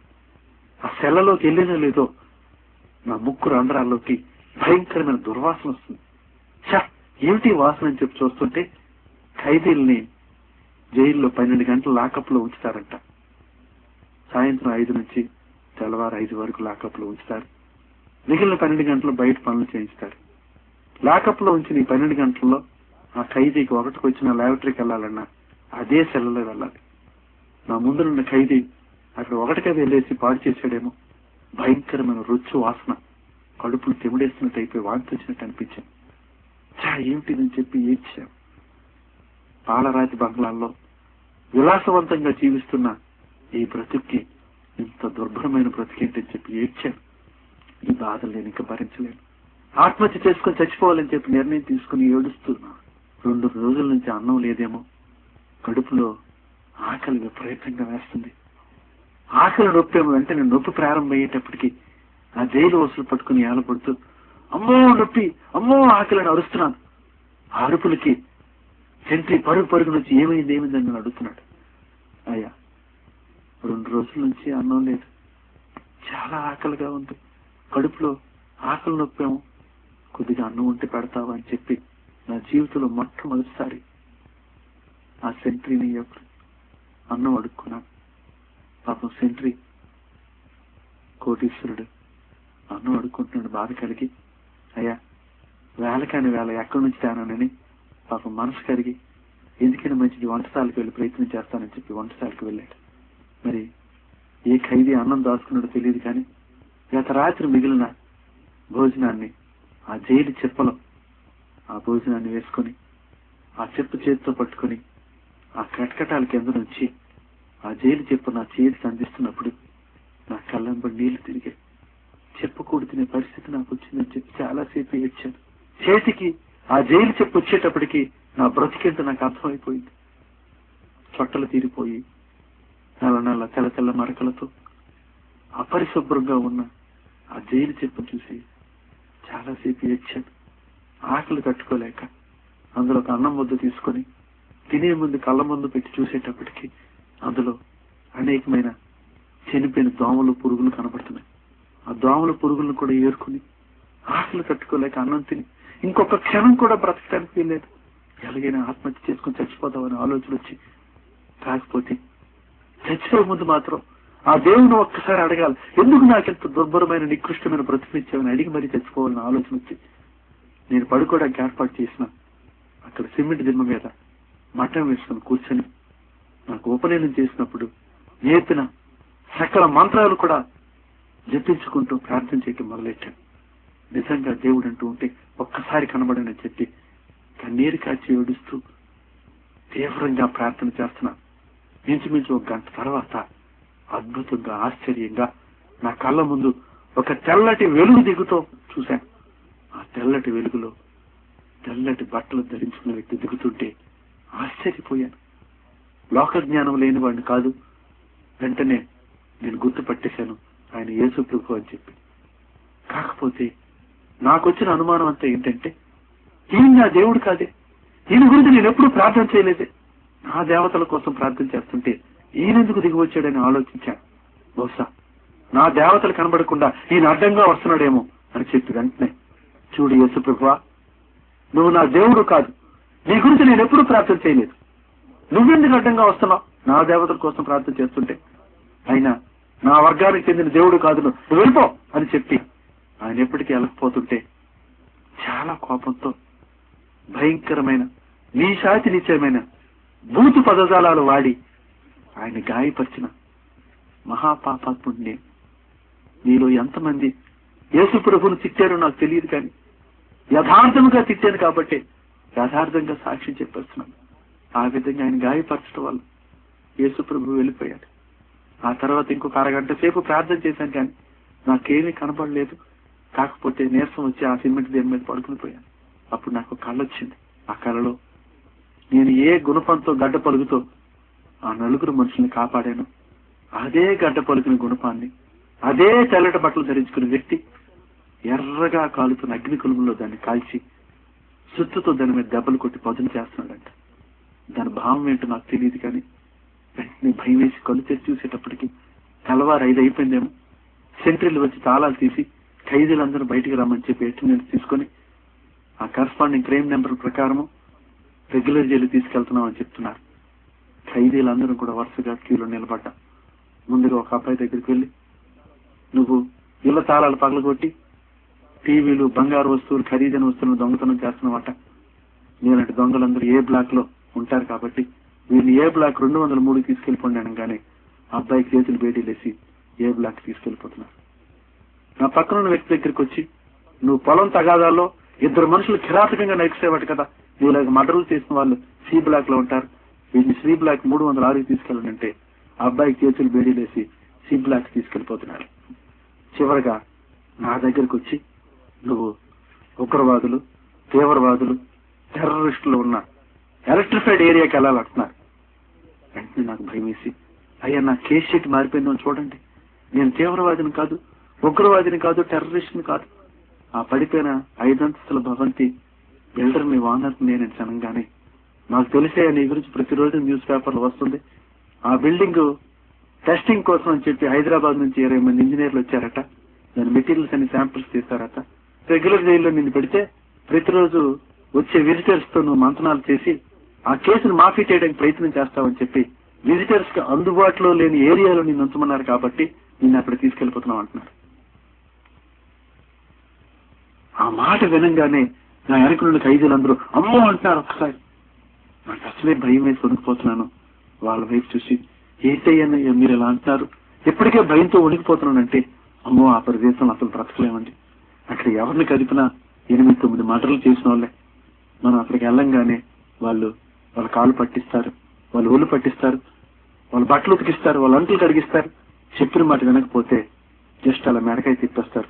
సొమ్మాడిని చంపిన 10 మందిని చెప్పిన అదే శిక్ష అంటారు. అక్కడ అసలు బ్రతకలేమని నన్ను భయపెట్టేస్తున్నారు. అది కాక మనం మంచినీళ్ళు తాగడానికి అని చెప్పి కంగారులో పరిగెత్తి వెళ్ళి అనుమానంగా వెళ్ళినా సరే ఆ టవర్స్ మీద ఉన్న వాళ్ళకి అనుమానం వచ్చి వాడు పారిపోతున్నాడని అనుమానం కలిగితే చాలు గన్తో కాల్చేస్తారు, ఎన్కౌంటర్ అని చెప్తారు, డెడ్ బాడీ కూడా ఇంటికిస్తారు ఎవరని ఇంకా భయపెట్టేస్తున్నారు. ఇదంతా తట్టుకోలేక 2 చేతులు ఎత్తి అసలు దేవుడు ఉన్నాడా, ఎందుకు నాకు ఇంత భయంకరమైన శిక్ష విధిస్తున్నాడని చెప్పి ఏడుస్తున్నాను. అలా ఏడుస్తున్నప్పుడు మరలా అదే తెల్లటి వెలుగు నా కళ్ళ ముందు దిగొస్తుంది. అదే తెల్లటి వెలుగులో అదే తెల్లటి బట్టలు ధరించుకునే వ్యక్తి దిగుతుంటే ఇంకా నాకు ఓర్పు సహనం లేక వెంటనే అన్నాను, చూడు యేసు ప్రభువా, ఎందుకు నన్ను ఇలా శోధిస్తున్నావు? మాకు ఈ వెలుగులు, ఈ స్వరాలు, ఈ దర్శనాలు ఇవేవి మాకు తెలియవు. మా తల్లిదండ్రులు, మా పెద్దలు మాకు నేర్పిన భక్తి ఏంటంటే, శివుడి కోసం ప్రార్థన చేస్తే ఆకాశం నుంచి ఒరిజినల్ గా శివలింగం భూమి మీద దిగి వస్తుంది. ఆ శివలింగాన్ని చేతితో పట్టుకుని మా పెద్దవాళ్ళ దగ్గరికి వెళ్ళి, ఇదిగో నా భక్తికి సాదృశ్యం చూపిస్తాం. అంతేగాని భ్రమపడే భక్తి మాకు తెలియదయ్యా. నేను నిజంగా దేవుడు అయితే, దోషముల దేవుడు అయితే నేను చచ్చిపోబోయే నా మరణపు కోరల్లోకి వెళ్తున్నా. నువ్వు నిజమైన దేవుడు అయితే నీ సాదృశ్యాన్ని ఏదైనా నాకు ఇయ్యు, దాన్ని చేత్తో తాకి పట్టుకున్న తర్వాతే నేను నిజమైన దేవుడిగా నమ్ముతాను. అప్పటి వరకు చచ్చిపోతాను తప్ప చస్తే నిన్ను మాత్రం నమ్మనని చెప్పి మాట్లాడుతున్నాను. ఇంట్లోని సెంట్రీ వచ్చి, ఇక పిచ్చి పట్టిందా, ఆకాశం వైపు చూసి ఏంటి అలా మాట్లాడుతున్నావు అంటున్నాడు. వెంటనే నా చేతులకు బేడీలేసి, పద నీ ఏరియాకి అని చెప్పి తీసుకెళ్లిపోతున్నారు. జైల్లో అనేక డోర్లు తీసుకుని ఆఖరి ప్రదేశం దగ్గర అక్కడ తీసుకెళ్లి ఈ రోజు నుంచి నీకు ఈ బయట ప్రపంచానికి సంబంధం ఉండదు అని చూసుకోమన్నాడు. బయట చూసుకున్నాను, నవ్వుకున్నాను. చచ్చిపోయినప్పుడు కూడా నా భార్య బిడ్డలు చూస్తాను లేదు, నాకు గ్యారంటీ లేదని చెప్పి ఏడ్చుకుంటూ ఆ సెంట్రీతో వెళ్ళిపోతున్నాను. ఆ సెంట్రీ తిన్నగా ఒక సెల్ల దగ్గరికి వెళ్ళి ఆ సెల్ల ఓపెన్ చేసి నన్ను లోపల నెట్టేసి గడపెట్టి వెళ్ళిపోయాడు. ఇంకా లోపలికి వెళ్ళలేదు, నాలో దుఃఖం ఎక్కువైపోయింది. బహుశా నేను ఈ సెలలోనే శవం అయిపోతానని చెప్పి ఏడుస్తూ చేతితో తెచ్చుకున్న ఆ బట్టలు నేను పడుకోవడానికి ఏర్పాటు చేసిన ఆ సిమెంట్ దిమ్మ మీద ఆ బట్టలు పెట్టుకుంటూ ఆ సిమెంట్ దిమ్మ మీద చూసేటప్పటికి ఆశ్చర్యం వేసిందండి. ఆ సిమెంట్ దిమ్మ మీద అద్భుతంగా ఆశ్చర్యంగా ఒక పరిశుద్ధ బైబిల్ గ్రంథం ఉంచబడిందండి. ఆ బైబిల్ చూడగానే కాళ్ళు చేతులు వణికిపోయాయి, భయం వేసింది. ఆ బైబిల్ చూసేటప్పటికి ఒక్కసారి గుండె పగిలిపోయింది. వెంటనే నేను అన్న మాటలను నాకు గుర్తుకొచ్చి, నువ్వు నిజమైన దేవుడు అయితే, రాజుగల దేవుడు అయితే నీ సాదృశ్యం అనేది నాకు ఇయ్యు, దాన్ని చేతితో తాకిన తర్వాతే నేను నిజమైన దేవుడిగా నమ్ముతానని చెప్పి ఛాలెంజ్ చేసినందుకు దయగల దేవుడు, ప్రేమగల దేవుడు, ఎంతటి మహాపాపనైనా రక్షించగల గొప్ప దేవుడు, ప్రేమ కరుణ గల దేవుడు, శరీరంలో సమస్త అవయములతో కూడా పాపం చేసిన ఈ ఘోర పాపిని రక్షించడానికి నీ సాదృశ్యాన్ని ఏదైనిస్తే దాన్ని చేత్తో తాగితే కానీ నేను నమ్మనన్న మహాపాపాత్మను కూడా రక్షించగల గొప్ప దేవుడు యేసయ్య తలుచుకొని అక్కడే కాళ్ళు చేతులు వణికిపోయి ఒళ్ళంతా చెమటలు పట్టేసి కుప్పకూలిపోయి పడిపోయి గుండెలు బాదుకొని ఏడుస్తున్నాను. నాలాంటి దుర్మార్గుడు ఎవడుంటాడయ్యా? నీ చాతి నీచమైన మాటలతో నిన్ను గాయపరిచాను, నిన్ను చిట్టాను, నన్ను క్షమించు, నా తప్పును క్షమించి, నా పాపాన్ని క్షమించి అని చెప్పి గుండెలు బాదుకొని కన్నీరు కార్చి ఏడుస్తుంటే యేసయ్య ఆశ్చర్యంగా చిన్నతనంలో మా నాన్నగారి జేబులో కొన్ని డబ్బులు దొంగతనం చేస్తున్నట్టు చూపిస్తున్నాడు. నా షాపులో డబ్బులు పెట్టిలో కొన్ని డబ్బులు తీస్తున్నట్టు చూపిస్తున్నాడు. ఇవన్నీ యథార్థంగా నిజంగా నేను చేసినవి. ఆశ్చర్యపోయాను. వెంటనే యేసయ్యతో అన్నాను, మా నాన్నగారి డబ్బులే కదయ్యా, నా డబ్బులేగా, చిన్న దొంగతనమే కదా చెప్పి తప్పు లేదని అనుకున్నాను. యేసయ్యతో ఆ విధంగా అయినా నీ దృష్టిలో తప్పు అయితే నన్ను క్షమించని చెప్పి అంటున్నాను. ఆ తర్వాత యేసయ్య మా అమ్మగారి దగ్గర కొన్ని డబ్బులు దొంగతనం చేస్తున్నట్టు చూపిస్తున్నాడు. మా అమ్మగారివే కదయ్యా, నా డబ్బులేగా, అయినా నీ దృష్టిలో తప్పు అయితే క్షమించి అంటున్నా. ఈసారి యేసయ్య నా చిన్నతనంలో ఎవ్వరికి తెలియకుండా నా స్నేహితుడి దగ్గర వాడు దాచుకున్న ఒక మట్టి డిబ్బీని దొంగతనం చేస్తున్నట్టు చూపిస్తున్నాడు. అది నిజంగానే నేను దొంగతనం చేశాను. ఆశ్చర్యపోయి అడుగుతున్నాను, నేను దొంగతనం చేసినప్పుడు ఎవరూ లేరు కదా, నీకెలా తెలుసని చెప్పి యేసయ్యని అడుగుతున్నాను. ఆయన డబ్బు కోసం దొంగతనం చేయలేదు, వాడికి నాకు తగువయ్యి వాడి మీద కోపంతో వాడి ఇంటికి వెళ్ళి తెచ్చాను, నన్ను క్షమించు, నీ దృష్టిలో తప్పైతే క్షమించు అని చెప్పి ఏడుస్తూ ఆ పాపాన్ని కూడా ఒప్పుకుంటున్నాను. తర్వాత యేసయ్య ఒక క్యాలెండర్ చూపించి ఆ క్యాలెండర్లోని 3 అంకె చూపించి దాని కింద విడుదలను చూపిస్తున్నాడు. ఇదేంటి, జనవరి నెల ఉంది, ఫిబ్రవరి నెల ఉంది, మార్చి నెల ఉంది, విడుదల అనే నెల లేదు కదా, 3వ తేదీ చూపించి విడుదలని చూపిస్తున్నాడు. కొంపతీసి 3వ తేదీ అనేది నేను దొంగతనం చేశాను, తప్పు చేశానని ఆలోచిస్తున్నాను. ఇదంతా చాలా కన్ఫ్యూజన్ గా ఉంది. ఎవరైనా క్రైస్తవులుంటే అడుగుదామని ఆలోచిస్తున్న టైంలో భోజనానికి బయటికి రమ్మని చెప్పి సెంట్రీలు గడ తీసి బయటికి రమ్మన్నారు ఖైదీలందరినీ. బయటకు వచ్చాను, ఇంట్లోనే భోజనాలు పెడుతున్నారు. ఖైదీలను అడిగాను, ఎవరైనా క్రైస్తవులు ఉన్నారని అడిగినప్పుడు ఆ చివరిని పల్లెలు పట్టుకుని ఏడుస్తూ ప్రార్థన చేస్తున్నారు కదా, చివరికి ఉంటారు 4-5 ఉన్నారు, వాళ్ళే క్రైస్తవులు అని చెప్పి అన్నారు. సరే నేను కూడా వాళ్ళ దగ్గరికి వెళ్ళాను, వాళ్ళ పక్కన కూర్చున్నాను. కూర్చున్న తర్వాత నా పల్లెని కూడా పెట్టుకున్నాను. వాళ్ళందరూ ప్రార్థన చేసి భోజనం ప్రారంభించారు. నా పక్కన ఆయనతో అంటున్నాను, అయ్యా నేను యేసు ప్రభువుని చూశాను అనగానే ఆయన నవ్వుకుంటూ పక్క వాళ్ళతో దేవుడే మాట్లాడేదో మాట్లాడుతున్నారు, నన్ను పట్టించుకోలేదు. మరలా నేను అంటున్నాను, ఏమండి యేసు ప్రభువు నేను చిన్నతనంలో చేసిన దొంగతనాలు పాపాలు ఎందుకంటే చూపిస్తున్నాడని చెప్పి అడిగినప్పుడు వెంటనే ఆయన నా వైపు తిరిగి నాకు సెకండ్ ఇస్తూ ప్రైజ్ ది లార్డ్, ప్రభువు మిమ్మల్ని దర్శించాడు, ప్రభువు దర్శించినప్పుడు మనం చేసిన పాపాలను మనం చూపిస్తాడని చెప్తున్నాడండి ఆయన. నాకు అర్థం కాలేదు, ఎందుకంటే చూపిస్తాడని అడిగినప్పుడు ఆయన సన్నిధిలో కన్నీరు కార్చి మనం ఒప్పుకుంటే ఆ పాపాలని వాటిని క్షమించి ఆ పాపాలు మన నుంచి దూరం చేసేస్తాడని చెప్తున్నారు. నాకు వెంటనే కోపం వచ్చి, ఏంటని మీరు ఎలా మాట్లాడతారు, మా తల్లిదండ్రులు మా పెద్దలు గుడికి వెళ్ళి కొబ్బరికాయ కొట్టి అభిషేకం చేస్తే పాపాలు పోతాయని చెప్తే మీరేమో దేవుడి సన్నిధిలో పాపాలు ఒప్పుకుంటే పాపాలు తీసేస్తాడు పోతాయని చెప్తున్నారు అని అనగానే ఆయన నవ్వుతూ, మరి చిన్నతనంలో మీ నాన్నగారి జేబులో డబ్బులు దొంగతనం చేసినట్టు చూపించాడని చెప్తున్నారు కదా దేవుడు, సరే మీరు ఒక 5 రూపాయలు మీ నాన్నగారి దగ్గర దొంగతనం చేసి మీ ఫ్రెండ్స్ తో సిగరెట్లు తాగుతున్నారు అనుకోండి, అది మీ నాన్నగారి స్నేహితుడు చూసి మీ నాన్నగారితో చెప్పాడు అనుకోండి, మీరింటికి వెళ్ళంగానే మీ నాన్నగారు ఏం చేస్తారంటే నన్ను పనిష్మెంట్ ఇస్తారని చితక్కొట్టేస్తారని చెప్పాను. అదే మీ నాన్నగారి స్నేహితులు చెప్పకముందే మీకు పశ్చాత్తాపం వచ్చి మీ నాన్నగారి దగ్గరికి వెళ్ళి కన్నీరు కారుస్తూ, నాన్న నేను పాపం చేశాను, నీ జేబులో 5 రూపాయలు దొంగతనం చేసి నా ఫ్రెండ్స్ తో సిగరెట్లు తాగానని చెప్పి పశ్చాత్తాపంతో మీ నాన్నగారి దగ్గర మీరు ఒప్పుకున్నారనుకోండి, మీ నాన్నగారు మీకు పనిష్మెంట్ ఇస్తారంటే ఎవరండి, క్షమించి వదిలేస్తారని చెప్పన్నాను. అనగానే యేసయ్య కూడా అలాగే చేస్తాడని చెప్తున్నారు. నాకు చాలా సంతోషం వేసింది. నిజంగా ఈ భక్తి యథార్థమైంది అనిపించింది. సరే, భోజనం చేశాం. మీరు చేసిన తప్పులు పాపాలన్నీ కూడా దేవుడి సన్నిధిలో ఒప్పుకోండి. మనం ఈ జైలు శిక్ష ఎందుకు అనుభవిస్తున్నామంటే మనం చేసిన తప్పులు పాపాల వల్ల అనుభవిస్తున్నామని చెప్పి వాళ్ళు చెప్పారు.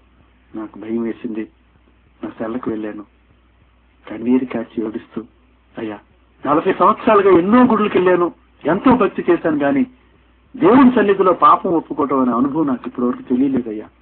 వాళ్ళు చెప్పారు ప్రార్థన ఎలా చేసుకోవాలని అడిగినప్పుడు ఒక స్నేహితుడితో మాట్లాడినట్టు మాట్లాడవచ్చు అని చెప్పాను. అన్నప్పుడు యేసయ్యా నేను చేసిన తప్పుల్ని పాపాలను క్షమించని అడగటం మొదలెట్టాను. తర్వాత సాయంత్రం అయింది. సాయంత్రం 5 గంటలకు మళ్ళీ లాకప్లో వేస్తారు, భోజనాలు పెడతారు. అప్పుడు మరలా బయటకు వచ్చినప్పుడు హెచ్పిసిఎల్ ఆఫీసర్ గారు అనిల్ కుమార్ గారు అని ఒక ఆయన పరిచయం అయ్యారు. ఆయన కూడా పుట్టుకతో క్రైస్తవుడంట. ప్రమోషన్ మీద విశాఖపట్నం వచ్చినప్పుడు 3 జిల్లాలకు అధికారి అయ్యాడంట. శ్రీకాకుళం, విశాఖపట్నం, విజయనగరం జిల్లాలకు గ్యాస్ సిలిండర్స్ డిస్ట్రిబ్యూషన్స్ కి అధికారంట. పెద్ద హోదాకు వచ్చేటప్పటికి పని ఒత్తిడిలోనూ రెగ్యులర్ గా చర్చికి వెళ్ళలేక ఇంటిలోనే ప్రార్థన చేసుకుంటూ, ఇంటిలోనే కూడా ప్రార్థన కూడా కంటిన్యూ చేయలేక ప్రార్థన దూరం అయిపోయి, దేవుడు దూరం అయిపోయి లోకంలో పడిపోయాడంట. భార్య చాలా బాధపడిందంట. చివరికి ఒక దినాన్న ఆయన ఆఫీసులో కొన్ని లక్షల రూపాయల డాక్యుమెంట్లు పోయాయని చెప్పి, గ్యాస్ కనెక్షన్ స్లిప్లన్నీ కూడా బజార్లో అమ్మేసుకుంటున్నారని చెప్పి ఆయన క్రిందనున్న 3 సబార్డినేట్లని, ఆఫీస్ క్లర్క్ ని, అందరినీ కూడా తీసుకెళ్లి జైల్లో వేశారంట. జైల్లో వేసిన 24 గంటల వాళ్ళు ఉద్యోగాలు పోయాయంట. ప్రభుత్వం క్వార్టర్స్ ఖాళీ చేయించి భార్య పిల్లలను రోడ్డు మీద పడేశారంట. ఉద్యోగాలు పోయి భార్య పిల్లలను వదులుకొని జైల్లో మగ్గుతున్నామని ఏడుస్తున్నారంట. అనిల్ కుమార్ గారు కూడా చెప్తున్నారు, నేను చేసిన తప్పుని పాపాలని యేసయ్య దగ్గర ఒప్పుకుంటున్నప్పుడు నిన్న జైల్లో దేవుడు నాకు ఒక అద్భుత కార్యం చేశాడని చెప్పారు. అంటే నేను ఆశ్చర్యపోయి, జైల్లో అద్భుత కార్యం చేస్తాడా దేవుడు అని అడగాను. అవునండి, నిన్న పోలీసులు నా కింద 2 సబార్డినేట్లని పోలీస్ స్టేషన్ తీసుకెళ్లి ఇంటరాగేషన్ చేశారంట. ఆ ఇంటరాగేషన్ లో ఆ స్లిప్లు, డాక్యుమెంట్లు కూడా మేమే దొంగతనం చేసి బయట అమ్ముకున్న మమ్మల్ని కొట్టకండి, కొంత డబ్బు ఆ డాక్యుమెంట్లు మా ఇళ్లలో ఉన్నాయి, ఇల్లు తెచ్చుకోండి అని పోలీసులు చెప్తే అవన్నీ రికవరీ చేసి తెచ్చుకున్న తర్వాత పోలీస్ స్టేషన్ లో ఈ దొంగతనానికి అనిల్ కుమార్ గారికి ఏ సంబంధం లేదని రాసిచ్చారంట. అందువల్ల రేపు నాకు బెయిల్ వస్తుంది, యేసయ్య దయ కొంచెం నేను బయటికి వెళ్ళిపోతున్నానని చెప్పంగానే నాకు చాలా సంతోషం వేసింది. నిజంగా దేవుడు అద్భుత ఆశ్చర్య కార్యాలు చేస్తాడని చెప్పి అనుకున్నాను. సరే, నేను కూడా సెల్లకు వెళ్లి, యేసయ్య అనిల్ కుమార్ గారిని బయటికి తీసుకెళ్తున్నా, నన్ను కూడా బయటికి తీసుకెళ్ళవా తండ్రి అని చెప్పి ఏడుస్తూ ప్రార్థన చేస్తున్నాను. చేసిన తర్వాత లాకప్ లోకి వెళ్లే ముందు అందరూ కూడా కాలకృత్యాలు తీసుకోమని చెప్పారు. బయటకు వచ్చాక అనిల్ కుమార్ గారు నన్ను అడుగుతున్నారు, ఏమండి నేను ప్రార్థన చేస్తున్నప్పుడు దేవుడు మీకు సహాయం చేయమని చెప్తున్నాడు, అందుచేత మీ ఇంటి టెలిఫోన్ నెంబర్ ఇస్తే బయటికి వెళ్ళాక మా లాయర్ ద్వారా మిమ్మల్ని బెయిల్ మీద బయటికి తీసుకురావడం నేను ప్రయత్నం చేస్తాను, అంచేత మీ ఇంటి టెలిఫోన్ నెంబర్ ఇస్తే మీ భార్యని కన్సల్ట్ చేసి కావాల్సిన డాక్యుమెంట్లను తీసుకుని బయటకు రావడానికి ప్రయత్నం చేస్తాను అన్నప్పుడు చాలా సంతోషించానండి.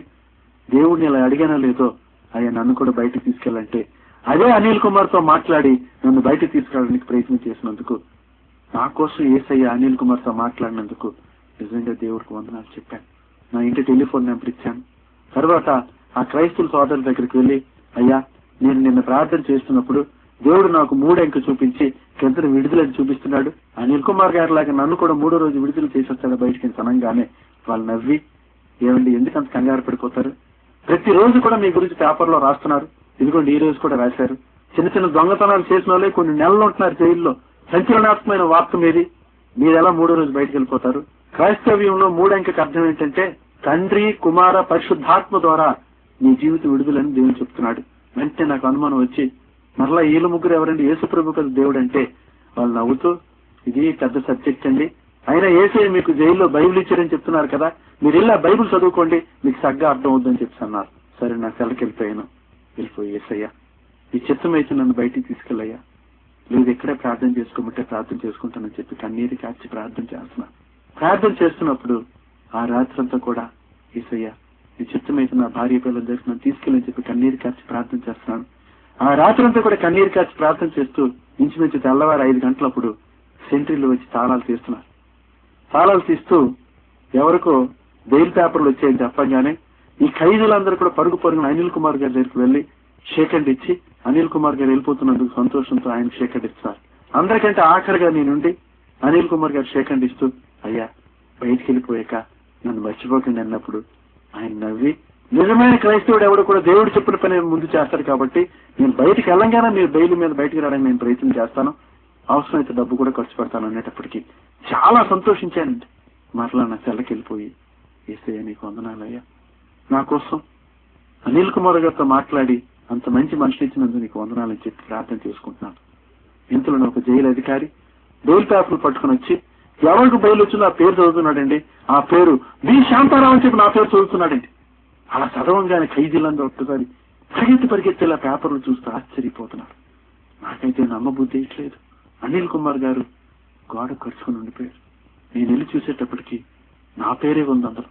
వెంటనే అనిల్ కుమార్ గారు నాకు సెకండ్ ఇచ్చి కౌగులించుకొని ఈ క్రైస్తవ సోదరులు కూడా అంటున్నారు, అయ్యా దేవుడు మీకు 3 అంకె చూపించి విడుదలని చూపిస్తే మాకు తెలియక దర్శనాలు వివరించే అనుభవం లేక అది తండ్రి కుమార్ పరిశుద్ధాత్మను అనుకున్నాం, కానీ దేవుడు మీకు వాగ్దానం చేశాడు. ఈ భూమి, సూర్యుడు, చంద్రుడు, నక్షత్రాలు సమస్తము నాశనం అయిపోవచ్చు, కానీ భూమి మీద దేవుడిచ్చిన వాగ్దానం మాత్రం తప్పక నెరవేరుతుందని చెప్తున్నారు వాళ్ళు. దేవుడు మీకు ఇచ్చిన వాగ్దానం ప్రకారం 3 దినాలను మిమ్మల్ని బయటికి తీసుకెళ్తున్నాడు అని చెప్పంగానే వాళ్ళు అంటున్నారు, ఇంత గొప్ప దేవుడిని కలిగినందుకు మీరు తప్పక ఆయనలో స్థిరపడండి, దృఢపడండి అనగానే నాకు కూడా చాలా సంతోషం వేసింది. నిజమే, ప్రార్థనలు ఆలకించే దేవుడు యేసయ్య, ఆపత్కాలంలో మొరపెడితే అద్భుత ఆశ్చర్య కార్యాలు చేసే దేవుడు యేసయ్య, వాగ్దానాలు ఇచ్చి నెరవేర్చే దేవుడు యేసయ్య, మానవులతో మాట్లాడే దేవుడు యేసయ్య. 80-90 లక్షల రూపాయల భవతి పడిపోయినందుకు చింతించాను. నా జీవితం నాశనం అయిపోయిందని చెప్పి ఎంతో ఏడ్చాను. జైల్లో మగ్గిపోతున్నానని చెప్పి కన్నీరు కాచి ఏడ్చాను. కానీ నాతో మాట్లాడే దేవుడు, ప్రార్థన చేస్తే ఆలకించే దేవుడు, అద్భుత ఆశ్చర్య కార్యాలు చేసే దేవుడు, ఇంత గొప్ప దేవుడిని కలిగినందుకు నిజంగానే నేను సంతోషించాను. ప్రియులారా, ఏవో మోసపు మాటలు చెప్పి మిమ్మల్ని అందరినీ కూడా యేసు వైపు తిప్పాలని చెప్పి నా ఉద్దేశం కాదు, కానీ నా జీవితంలో యథార్థముగా నా కళ్ళతో నేను దేన్ని చూశాను, నా చేతులతో నేను దేన్ని తాకాను, నా చెవులతో నేను దేన్ని విన్నాను, అదే ప్రకటించాలనే ఆశ తప్ప వేరే ఉద్దేశం కాదు. ఏదో డబ్బు సంపాదించుకోవాలని ఇది మార్గమని ఎన్నుకోలేదు, ఏదో వ్యాపారంగా దీన్ని వృత్తి చేపట్టాలనే ఉద్దేశం కాదు. కానీ ఈ దినాన్న మన కళ్ళ ముందు ఎన్నో కుటుంబాలు భయంకరమైన కుటుంబ సమస్యలతో ఆత్మహత్య చేసుకోవడానికి ఎంతో దగ్గరగా ఉన్న వారిని చూస్తున్నాం. ఎంతో మంది మగవాళ్ళు తాగుడు వ్యసనానికి లోనైపోయి ఎన్నో కుటుంబాలు నాశనం చేస్తున్న వారిని చూస్తున్నాం. ప్రభుత్వం వారి కోసం ఎన్నో లక్షలు ఖర్చు పెడుతున్నారు. ఎంతో మంది గజ దొంగలు, పెద్ద పెద్ద ఆలయాల్లో ఖరీదైన పథకాలను కూడా దొంగతనం చేసిన దొంగలు కూడా పట్టుకోవటానికి ప్రభుత్వం ఈ దినాన్ని ఎంతో డబ్బు ఖర్చు పెడుతున్నా ప్రభుత్వాలు ఏమాత్రం కూడా సాధ్యమవని భయంకర పరిస్థితుల్లో ఈ రోజు భయంకరమైన గజ దొంగలు సాక్ష్యం చెప్తున్నారు, మమ్మల్ని యేసయ్య పట్టుకున్నాడు, మేము దొంగతనాలు మానేసామని చెప్పి. భయంకరమైన తాగుబోతులు సాక్ష్యం చెప్తున్నారు, యేసయ్య మాతో మాట్లాడటం వల్ల మేము తాగుడు దూరం అయిపోయి చెప్పి. భయంకరమైన వ్యాధులతో హాస్పిటల్లో కృంగిపోయి ఆస్తుల్ని ఖర్చు పెట్టిన వారు, డాక్టర్లు ఏమీ చేతకాక శవం లాంటి మనుషుల్ని తిరిగి ఇంటికి పంపించేస్తే యేసయ్య మమ్మల్ని రక్షించి కాపాడి స్వస్థతనిచ్చాడని చెప్పి లక్షల మంది ప్రజల మధ్యలో డాక్టర్ సర్టిఫికెట్ పట్టుకొని సాక్ష్యం చెప్పిన మనుషులను చూస్తున్నాం. ప్రియులారా, యేసయ్య చెప్పాడు, నేను రాయిని కాదు, నేను చెట్టును కాదు, నేను బొమ్మను కాదు, నేను జీవము గల మాట్లాడే దేవుడు అని చెప్పాడు. అలనాడు మన పితరుల మధ్య అద్భుత ఆశ్చర్య కార్యాలు చేసి మన పితరులతో మాట్లాడిన దేవుడు ఈ దినాన్న మన మధ్య అద్భుత ఆశ్చర్య కార్యాలు చేసి మనతో మాట్లాడుతున్న దేవుడు. రేపు మన బిడ్డల మధ్య అద్భుత ఆశ్చర్య కార్యాలు చేసి మన బిడ్డలతో మాట్లాడతానని వాగ్దానం చేసిన దేవుడు. ఒక చిన్న ముఖ్యమైన అంశాన్ని కూడా చివరిగా చెప్పి ముగించాలని ఆశపడుతున్నాను. ఆ పడిపోయిన 5వ అంతస్తుల భవంతి శిథిలాల క్రింద నుంచి 4 మనుషులు సజీవులుగా బయటకు వచ్చారని చెప్పి మీ అందరికీ సాక్ష్యం చెప్పాను. వాటికి రుజువుగా ఈనాడు వార్తా న్యూస్ పేపర్లు కూడా వాళ్ళు ఫోటోలు వేసి పబ్లిష్ చేశారు. అవన్నీ కూడా నా దగ్గర ఉన్నాయి, ఒరిజినల్ న్యూస్ పేపర్స్. ఎవరికైనా డౌట్ ఉన్నా చూసుకోవచ్చు. ఆ బ్రతికొచ్చిన 4 కూడా ఒక దినాన్న ఆ మేస్త్రి గారు నాకు ఫోన్ చేసి, ఏమిటండి మమ్మల్ని యేసు ప్రభు కాపాడని చెప్పి అనేక దగ్గరలో మీరు సాక్షి చెప్తున్నారట. అసలు ఎవరా యేసు ప్రభు మీకు తెలుసా? మేము బ్రతికొచ్చిన తర్వాత మా ఊరు వెళ్ళి అమ్మవారి పండుగ చేసుకుని గొర్రెపొట్లు భరించాం. మమ్మల్ని కాపాడి రక్షించింది మా ఊరు అమ్మవారే అని చెప్పి నాకు ఫోన్ చేసి వార్నింగ్ ఇచ్చి, ఈ రోజు నుంచి అలా చెప్తే మర్యాద ఉండదని చెప్తే ఆ రోజు నుంచి నేను సాక్ష్యం చెప్పడం మానేసి నా గదిలోకి వెళ్ళి కన్నీటితో ప్రార్థన చేశాను. యేసయ్య, నువ్వు నిజంగా మానవుడితో మాట్లాడే దేవుడు అయితే ఆ నలుగురు మనుషులతో నువ్వు మాట్లాడి మార్చుకో. వాళ్ళు మారిన తర్వాతే నేను సాక్ష్యం చెప్పడానికి వెళ్తానని కన్నీరు కాచి ప్రార్థన చేస్తే యేసయ్య 30 రోజుల్లో వాళ్ళతో డైరెక్ట్ గా మాట్లాడి ఆ నలుగురిని మార్చుకున్నాడు. ఈ రోజు పెద్ద పెద్ద అపార్ట్మెంట్లు కొడుతున్న మేస్త్రి గారు నేను హాయిగా దేవుడు పని చేసుకుంటానని చెప్పి చర్చిలు కొడుతూ ప్రార్థన చేస్తూ దేవుడి సేవకు తయారవుతున్నాడంట. అనేక ప్రదేశాల్లో నలుగురు కూడా వెళ్లి యేసయ్య మమ్మల్ని కాపాడి రక్షించాడని చెప్పి సాక్ష్యం చెప్తున్నారంట. మానవులతో మాట్లాడేటకు మానవుడు ఏపాటివాడు, మానవుడు దర్శించుటకు మానవుడు ఏపాటివాడును శాసనం బైబిల్లో నేను చూశాను. అటువంటి భయంకరమైన శాసనాన్ని కూడా యేసయ్య పక్కకి తప్పించి నిరంతరము నా బిడ్డ తిన్నమల్లా నీ కోసం గాయపడిన చేతులతో కన్నీరు కాచి ఎదురు చూస్తున్నానని చెప్పి 2 చేతులు చాచి తన హృదయాన్ని కట్టుకోవటానికి మనల్ని అందరి కోసం ఎదురు చూసిన గొప్ప దేవుని యేసయ్యను కలిగినందుకు మీ అందరికీ వందనాలు చెల్లిస్తూ దేవుడు ఈ సజీవ సాక్ష్యాన్ని ఆశీర్వదించక ఆకాంక్ష ముగిస్తున్నాను. మీ అందరికీ నా హృదయపూర్వక వందనాలు.